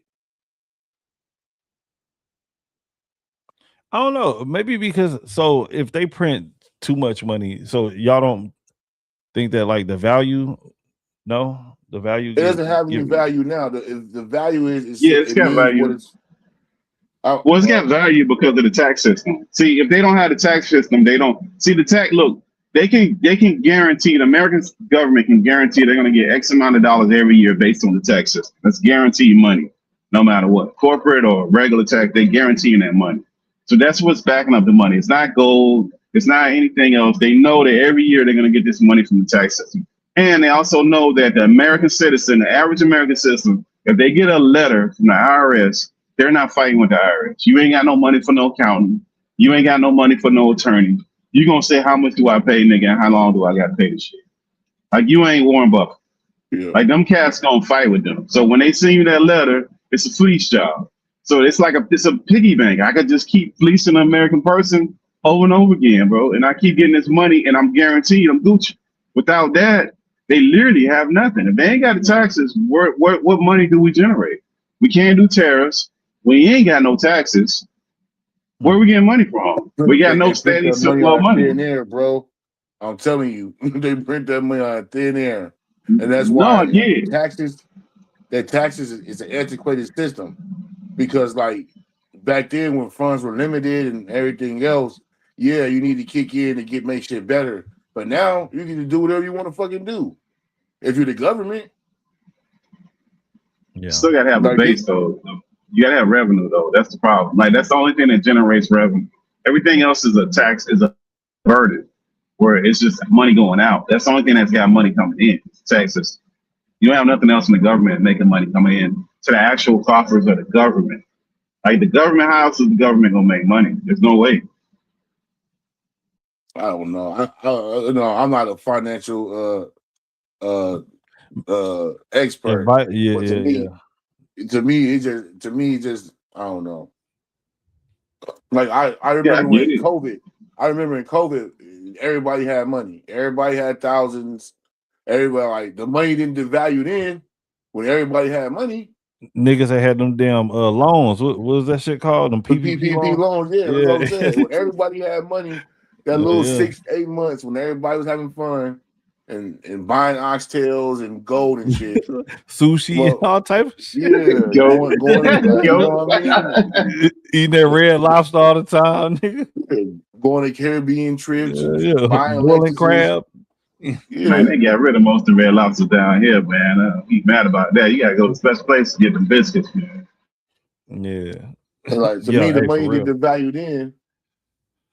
So I'm like, what the hell are you people talking about? If everybody had money, man, the murder cases was down. The only thing that was going up was the damn smash and grabs. But violent crime was down. Only homeless people was doing violent crime, and everybody's having a good time. The stores were sold out. Like, I don't understand what people are talking about. Like, for real. Well, remember, Deuce, the only way, before we had the tax system, we had tariffs. And that paid for a lot of shit. They just had this whole thing where they don't want tariffs. So, like, how they going to get money? These fools don't want no tariffs for other countries, but we pay a hell of a lot of tariffs to other countries. Like, you got to think at where we are in America and how dumb people are. That's the problem. People are stupid. They don't think that we supposed to, like, if we don't pay for it, cool. But you got to start tariffing shit. And then they pulled that game where they said, oh, man, if we pay for tariffs, everything will just go up. And we didn't see that. The things that made things go up wasn't tariffs. The things that made shit go up was this. The last one was this oil war. Before that, it was COVID. So we didn't see anything go up off no tariffs. We never seen nothing go up no tariffs. But if they wanted to replace taxes with tariffs, they could do that. But that's not going to happen because Democrats and Republicans take so much money from corporations that it'll cost corporations so much money, they will fight like tooth and nail not to pay that extra bread. And remember, they just got a lot of these corporations, they lost that tariff case. Guess what? They all got that money. A lot of these companies got big money back from these tariffs, and they ain't dropped no prices. Did cars go down? Because the car companies got a bunch of money back from them tariffs. Car companies got a shit ton of money. They ain't dropped no car prices. See, like the manufactured electronics, nobody. Was that about 2 months ago when they opened that shit up? It was that all them companies had their damn hand in that pot. Yeah, and nobody dropped prices. So that's what the game is. See, these parties are really corporate sponsors, and they playing this game, and they playing people like fiddles to get the money and get as much as they can, and not give the people nothing back. And then on top of that, see, remember, car companies got billions, if not trillions of dollars back. Now, the car workers will be saying pretty soon, like, hey, I need a raise. And they'll be like, well, how dare you ask for some money back? Why would you ask for more money? Look how much money y'all making. See, this the game these idiots keep playing, and then you get people on the news because a lot of this stuff is all corporate sponsored. The news the media is corporate run. Politicians are corporate run. So like, if you look at the whole game, it's all about corporations. That's who runs this whole game. That's who got all the money. Money is the name of the game. Money is the name of the fucking game. Oh yeah, it is. You know, so well, I need some more money right now, goddamn. Man, when you come for to shoot that change, bro, I don't know what the hell happened. He got reverse course on that. Yeah, with So, that like, damn tariff that's check, huh? crazy. Yeah, man, that's supposed to Yeah. pop, bro. Yeah, I want my damn 5,000, nigga. Me too. Yeah, Shoot it right to me. Yeah, I need all that. Shoot it to them. And they messed up with Trump because they dropped that shit in your account. You don't have to fill out no form. You don't have to go nowhere. They just drop it right back in your account. Like, here you go, do say that. Like, damn, they showed you what they could do if they wanted to. Like, man, they can make some stuff shake if they want to. That's what I said, bro. All that shit that you talking about, and we don't know where the money at. Man, y'all can do whatever the fuck y'all want to do, bro. And a drop of a hat. Like, you have all these ways of reaching people and checks and all this shit. Like, y'all can do whatever y'all want to do with that fucking money. Talking about some fraud. Get the fuck out of here. You seen the drama they got with that pool? You talking about some fraud? These government contractors, bro. Those got to be the biggest crooks in the world, bro. They spent like 30 million refurbishing that pool over there on Obama, and I think they spent another 14 now under Trump. And that shit's a whole disaster. But where the fuck are these numbers coming from, bro? Like, where the fuck is all this money going? Like, I just don't understand. Like, they just be making up numbers, bro, because there's no way that they can actually get a bill that makes any sense to come up to these numbers. Where the fuck are these? Like, so the contractors just getting paid, man. Man, for little work. And then they be people's cousins and shit. And Yeah. nephews. Yeah, they be hiring they fucking like family members and shit. Hell yeah, your cousin. You got a shell company in your cousin's name. A no bid contract with $800 million to do some shutters. Yeah. It's like, God damn, man. No, yo, Let me come up like that, bro. Keep it all in the family, nigga. It's even like that out here, bro. Like the city say they did this and that, and they were like, okay, where's the proof of this? It's right here, or it's still down the pipeline. But y'all say y'all spent the money. Like in 2023, they said they spent just my city alone, talking about $80 million on a homeless task force with 6 people in it. That 80 million was 6 people. Man, what the fuck? Yeah. Like, what? Nigga, that sound like some California shit. Man, you can't tell me you can't tell me no shit like that, bro. Like, I'm sorry, you can't just tell me, oh yeah, we did this. Okay, did you?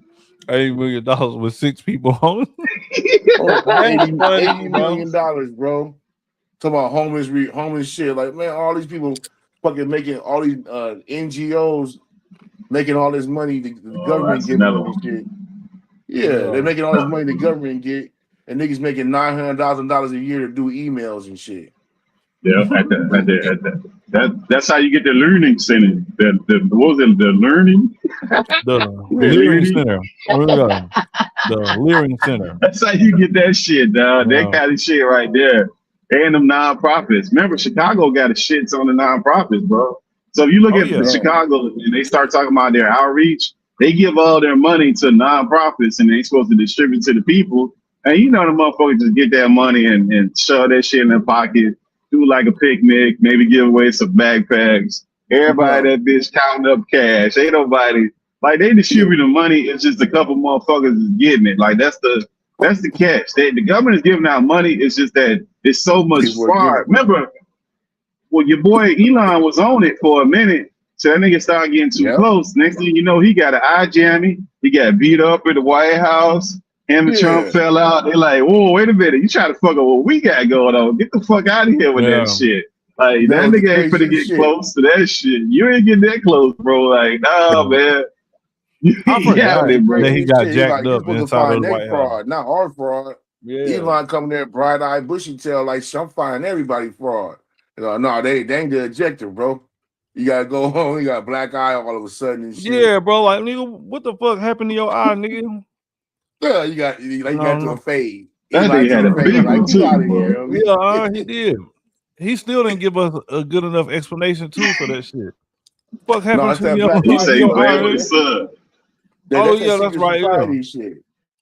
That Black Eye Club and all that. Yeah, That's that nigga that say he's shit. playing with his son. He say he was playing. Yeah, he say he playing with his son. That nigga shit was meat. He needed meat on that eye. That's how raw that shit was. He got pressure, boy. That shit was egging, boy. He got a fucking shiner. Yeah. Get the fuck out of here. It's probably the first black eye he ever had his whole life. Right? That's crazy. Yeah, but there's so much fraud in the government, bro. But can't nobody like if somebody ever approached on that, man, they'll get rid of you, your entire family, bloodline, everybody be gone about this bitch, dog. Oh, that's a fact. Motherfucker ran from the White House as quick as he could, bro. Ain't nobody fucking with that shit, bro. Too much money. And you know who's still the most? Government contractors, bro. Not government, military contractors. Military contractors, man, they have crazy contracts. To come up with a new 9mm, they might spend $150 million to develop another gun. It's crazy shit. And ain't nobody gonna question it. They're gonna say this is the amount, that's it. Look how much it costs for them to make them aircraft carriers. How many billions of dollars, or a new plane, if they come up with a new plane, and how many years they just suck that down. If the budget might start at $1 billion. By the time they finish, it might be $7 billion. And nobody says, wait a minute, why does it cost so much money? And every year they do an audit, they fail to audit every fucking year since Obama. They never passed the audit. And nothing comes of it. Like, okay, I guess so. You know what I mean? Like, there's no council meeting, no Congress, or nothing like that. Nigga fail to audit, and all right, we'll move on next year. Get out of here with that shit, man. Yeah, government definitely corrupt, bro. It's all one big scam, bro. They just shuffling money from one pot to the next pot. And it's certain families that control it, like the Obama's in the mix, Clinton's in the mix, now Trump's gonna be in the mix. The Kennedy's definitely in the mix. All them, like certain parties, names, families, they just all up in the middle of that stuff. What's the lady name from San Francisco with the pearls, the white lady? Nancy Pelosi. Nancy Pelosi, yeah. Pelosi family, yeah, her family all up in the mix of that. She got her nephews and nieces and all them people all up in the middle. Chuck Schumer people all up in the mix. Go back to the Clintons. I'm not the Clintons, the Kennedys. I meant to say. Yep, way back. They got pictures of her with the Kennedys and shit. Way back. She go way back in there, and then Gavin Newsom, King Newsom, thinks he's gonna fucking be the president. He got another thing coming. I can't stand that motherfucker either. He dumb as shit, bro. Bro, I put him and Obama like within the same category of two niggas that I can't fucking stand, bro. I can't stand neither one of them niggas. I feel betrayed by Obama. That's my thing. I feel betrayed by Obama. Like I don't know if I can't stand him. I feel betrayed by him. That's my thing about Obama. Like, you supposed to get in here. You get in here because of black people, and then you get in here and tell black people kiss your ass.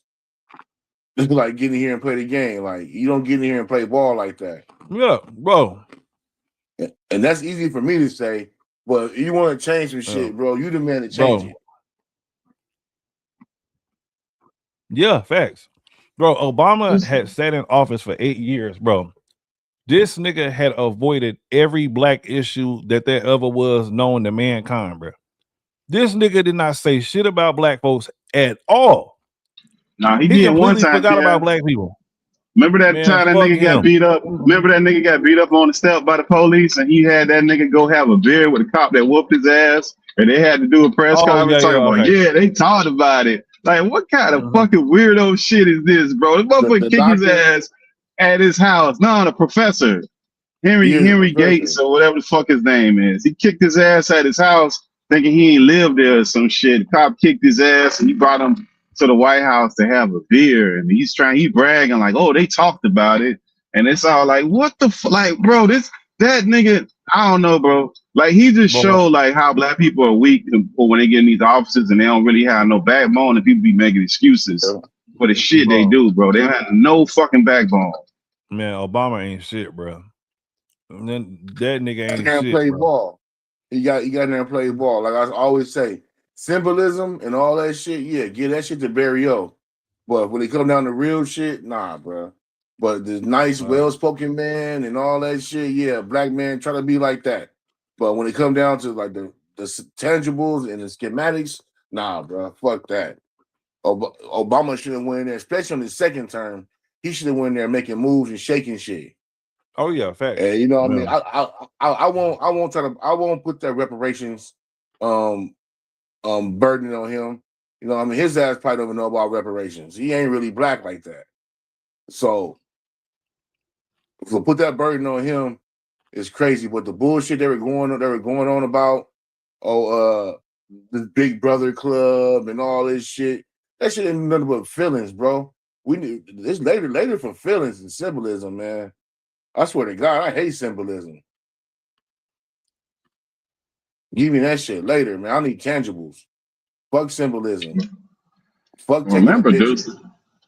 What college did that nigga go to when he was telling the graduates he was talking to them crazy? Was that which college was that? It was a bunch of kids that was graduating college, and he went up there talking crazy to them. Oh, was it Yeah, whenever he had said black men that y'all need to vote for Kamala? Is that the one you talking about? No. Man, he was a president. Yeah, he was a president. He did like a speech at the college where he was talking crazy to these motherfuckers. Like, wait a minute, these motherfuckers for the graduate college, bro. Like, you're not talking to no fucking like no regular ass black kids. You fucking idiot. It was a black college. I know that nigga I won. know you're talking about. Yeah, I can't remember which one it was. I know that nigga won shit when he did two things. They kicked Cornell West out, which is fucking crazy. They tried to say that Cornell West was hating on. They had to get rid of Cornell West, which that nigga's a great ass mind.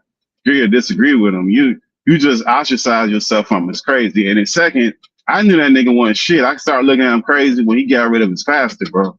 That made me raise my eyebrow. Like, wait a minute, dog. He did that shit quick too, and like it wasn't nothing that nigga separated himself from his pastor, dog. That's usually some shit that motherfuckers trying to fight you for. American shit. That pastor was wrong for hanging him out like that too. Like, oh, this my nigga. I'm gonna say all this crazy shit. Well, you know, you got your homie trying to shake some shit up. That he wrong for that too. But it was an old. No, but that speech they're talking about, Obama. First of all, Obama didn't even attend that shit, and it was old as fuck. Like a couple years old. Oh yeah. Obama wasn't even there. So that was all like some clay bullshit. But Obama don't got no nuts, bro. Yeah, Obama don't got no nuts, bro. Because remember, people were saying, "Oh, he can't do this and he can't do that," and here comes Trump doing whatever the fuck he want to do, bro. Yep. So like that shit don't really slide, man. I don't really get that nigga no pass because you a man, bro. A woman can't be always talking about what she can't do, dog. Men don't talk about what they can't do, dog. You don't right do about that shit. You're right about that. He come here with all this civility and all this playing ball and shit. Sometimes it ain't time to play ball. Sometimes it's time to make a new game. That's a fact. Yes, we can, ass nigga. For real. Fuck him. Keep hope alive. Hope went out with the Jerry curl. Yeah, for nigga, real, I need an afro now. Hope he talking about the same shit. This nigga Hope and all this. And we got dreads now. Hope. Man, fuck that. My coach will tell you hope and wish. You hold hope in one hand and you put some shit in the other and see what fill up first. Yeah. That's what you that do sounds like hope. a subscription. That sounds like a subscription to the Hallmark channel, bro. That's what that shit sounds like. Or the old channel. Hope. I know a bitch named Hope. She get like other than that, they don't know fucking hope. I need tangible. I need a plan. Hope ain't no fucking plan. Hope is religion. Hope is Somali's got you. What's your girl name over there, Somali chick? That shit went away too. What's the girl name? Ilhan Omar. Omar, yeah. That bitch she went from being up like $6 million to saying, hey, it was an accounting error. I don't got $6 million. I actually got 600. I got $60,000. Like, wait a minute, what the? Yeah, I know, right? Hey, you don't even see her on TV no more. She run from the cameras, bro. Now she's an average American. Get the fuck out of here. Remember that fake ass attack you try to get, and then they come and throw some substance on her. They get some white food and Oh throw yeah, some kind yeah. of fucking water on her. Water, apple cider vinegar or some shit. They had to put apple cider vinegar on her. Yeah, I'm like, God damn, man, you niggas right here with the false flags and the plays, and it's so stupid. Everybody can see through that shit. Like, Yeah, and niggas ain't as dumb as they used to be, homie. A lot of people are waking up. You know, it's yeah, probably gonna take another 5 years to maybe get some change around here, but a lot of people are waking up, yeah. Hey, asking questions. so do y'all think that black people are going to always vote Democrat? No, Yeah, we're not doing it masses. now. And masses, Shit, yeah. nigga, Voting people, we're not 92% doing it of now. black Masses, women had just voted for Kamala Yeah. Harris, nigga. Yeah, that bitch. She did an interview with 92%. Don Lemon Squeeze too. You seen the interview she did with Don Lemon Squeeze, Kev? No, I haven't seen it. Man, you ain't gonna make it 10 minutes though. You gonna turn that shit off. But she did an interview like about 2 weeks ago with Don Lemons. That shit was I think she's ridiculous. running for the governor out here. She ain't gonna win. Oh man, She can't stay sober. How's she gonna win? She can't put the words together long enough to fucking speak, dog. She don't see, do I no thought that people had interviews. loved Kamala Harris out there though in Cali. No, I I really don't know who thought told that. you that. Oh. California's more red than blue, bro. But they manipulate and they go get homeless people to vote and they do all this Oh shit, yeah, bro. Like, okay. like Yeah. California is. I'm telling you, California is more red than blue. Niggas tired of this Yeah, bullshit, man. And only I people can bet. get some is the homeless people. Man, Like fuck that, bro. But she Like, from southern. She from Southern California no, or she's San from Northern Francisco. California. ain't She's she from the from Bay, Oakland or yeah. some shit like that? Yeah, they're from the Bay. Well, they're not really from the Bay. They're from Canada. They went out and moved out there, you know what I mean, with some money and shit. So they're not really like, she ain't from the hood, you know what I mean? Yeah, okay. Yeah. Bro, you know how much Shit. money? Hey, Kev, look this up. You know how much money that lady getting paid from pensions? Who, Remember, Kamala? Kamala. Yeah, remember she Kamala. was a prosecutor. That's one pension she was. She was a senator, and then she was a vice president. You know that lady get over $1 million a year in pension between Oh, those she three getting money. governmental positions. Just the Yeah. government giving her $1 million a year in pensions. Yeah, she getting to it. Yeah, she get into it, man. You know what I mean? Manipulated Crazy, and buddy man. hustled her way to the top, bro. That's how it goes. Nepotism, bro. Networking. That's what makes the Nah, she world go slept her. around. Yeah. Nah, she slept her way up there, dude. That's what she did. They all do. Shit, they all do. Slept All her the way women right do. on up there. That's why most of Slept them her look way up there. good. Some kind of attractive. Most of them. You look at the little older, like the younger senators coming up, Tulsi Gabbard. Somebody thinks she's attractive. You know what I mean? Oh yeah, for sure. They think these girls are attractive. So Kamala definitely. wasn't. I think that when she was younger, she wasn't all that when she was younger. But somebody might She think was she cute is. though.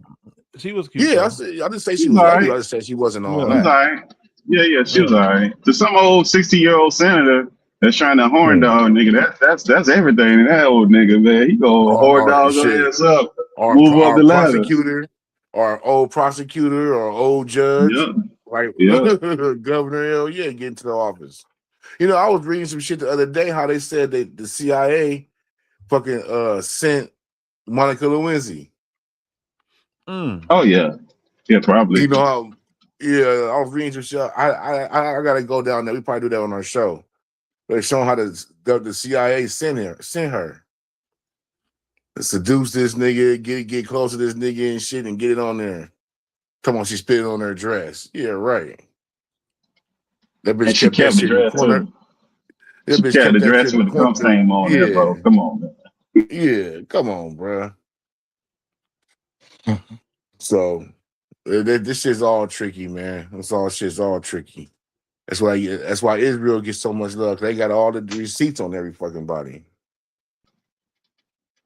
That's got to be the next big wake up. Is motherfuckers got to stop voting for any politician that back that Israel crap. It's happening. It's happening That right got in to front be of the our wake face. up. Yeah, that once that happened, then the motherfuckers get shook because that's all the money play. That's a big ass money play right there, bro. That's all that shit is. Just the game, bro. Because that run the oil, that run like they run the mecca of everything because the straight over there control like so many goods and products and all that shit flowing through there. Besides the oil, it's a crazy thing that they got going on over there. Yeah. And they the most civilized country over there with all the weaponry that we gave their ass to have.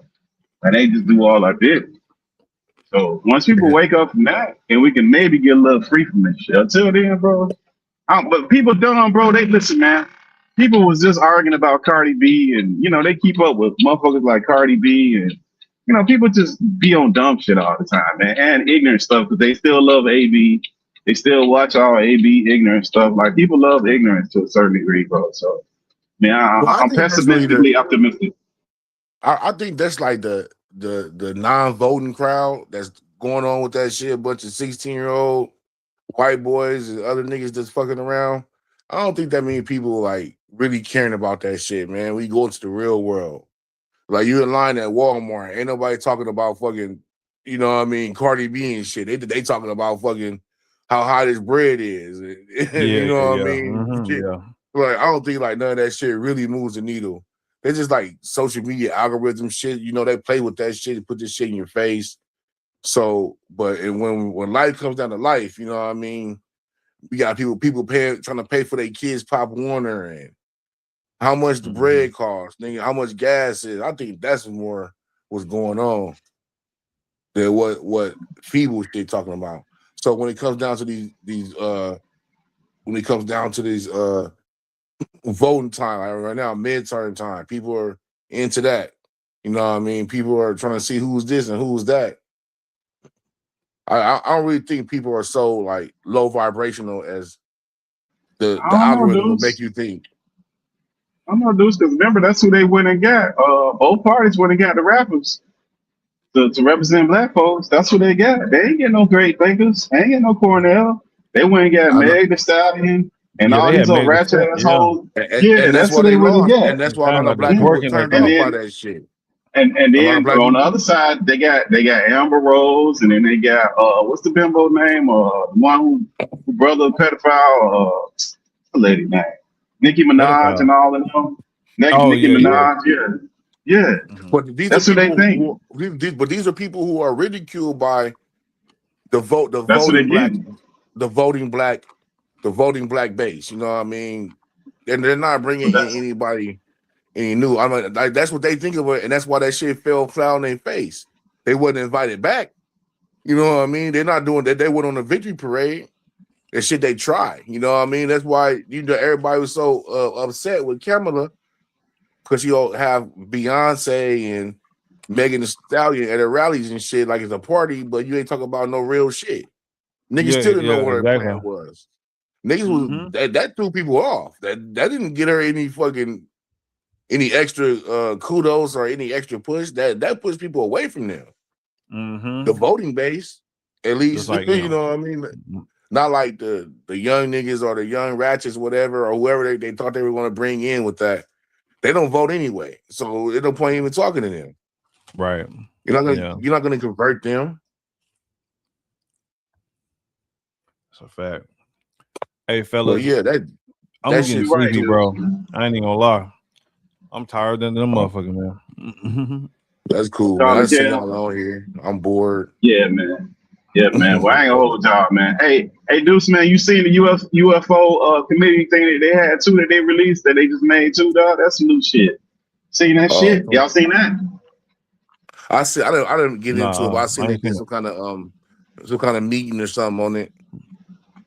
Yeah, you gotta look into that. It's supposed to be like a group that's supposed to convene on that. Because they got embarrassed with that 3-eye atlas shit. It was supposed to be a comment. Supposed to be this big ass comment that was coming in. That was like at the beginning of the year. And this guy from Harvard seen it. He said, no, it's not a comment. And they was clowning him at first.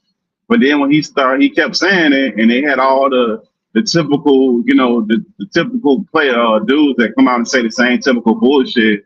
And everything they were saying was wrong, and everything he was saying was right, from the movements to the color of it, this, that, and the third. I reload. Anyways, that guy now, he's the head of the UFO committee that they got now. It's supposed to advise the president instead of the stiffs that they usually have. So I don't know how much traction they get with that shit. I have no idea. But the idea that they formed it and that movie that's coming out, I know you know about that. Y'all know, both y'all, I know y'all know about that movie that's coming out. It's supposed to have like a month or two. It's supposed to be coming out about that shit. It's supposed to be releasing some information. We'll see. Yeah, I don't know. I think anything the government talk about is a fucking play. And they lying to us a rule. So when they get to talking about aliens and shit, that's how you know it became something that people need to look side-eye at. Well, no, that guy was legit. And remember that the last time that comment was here during like a government shutdown.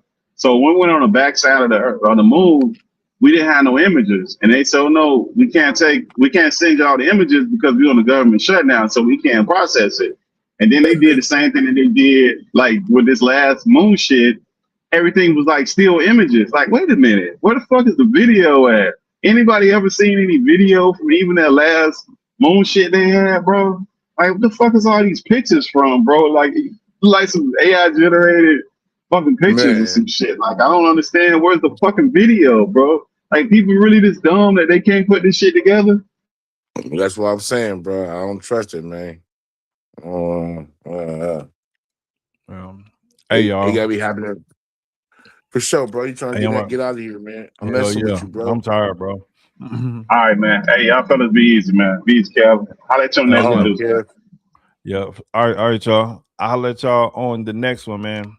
Hey, hopefully everybody had enjoyed the show tonight. Shout out to Deuce. Shout out to Pittsburgh. Appreciate y'all for coming through. I may go live again tomorrow. So pull back up on me to tomorrow, Deuce. And with that being said, man, we out.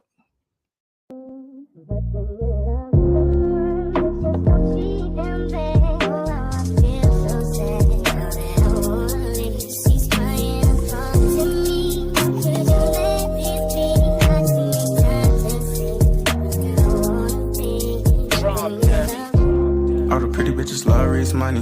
Reese money, love the pretty bitches. Rich off my music and keep me a plug. No security with me cause I came with my gun. She kept threatening to leave, but I ain't discouraged chasing nuts. I told her what's fuck me gon' come. Them niggas polluting the slum, fake drugs. Don't care where I'm going, I'm getting some money. Had talked to my daughter, I knew this was coming. No key to your heart, I want something from you. Don't fuck with these niggas my son. She fuck with these niggas, I can't fuck with her. My little bitch a diva, she crying and screaming and pulling me in for some more. Lay in that little pussy and pray to Allah. This sexual healing, I bust and keep going. Just don't treat them bad. Oh, I feel so sad now that I wanna leave. She's crying and talking to me. Could you let me speak? I just need time to see where I wanna be. When you love someone, just don't treat them bad. Oh, I feel so sad now that I wanna leave. She's crying and talking to me. Could you let me speak? I just need time to see where I wanna be. I'm all in her ear, I don't fuck, I make love. I come with a hook, I'm a cap, I take charge. My dick touch some places, make her fall in love. My thumb in her butt, she ain't felt that before. I told her eat that dick, I make love with her throat. Sloppy and slow, I just put on the show. You know how it go, let me nut in your throat. Let me nut in your throat.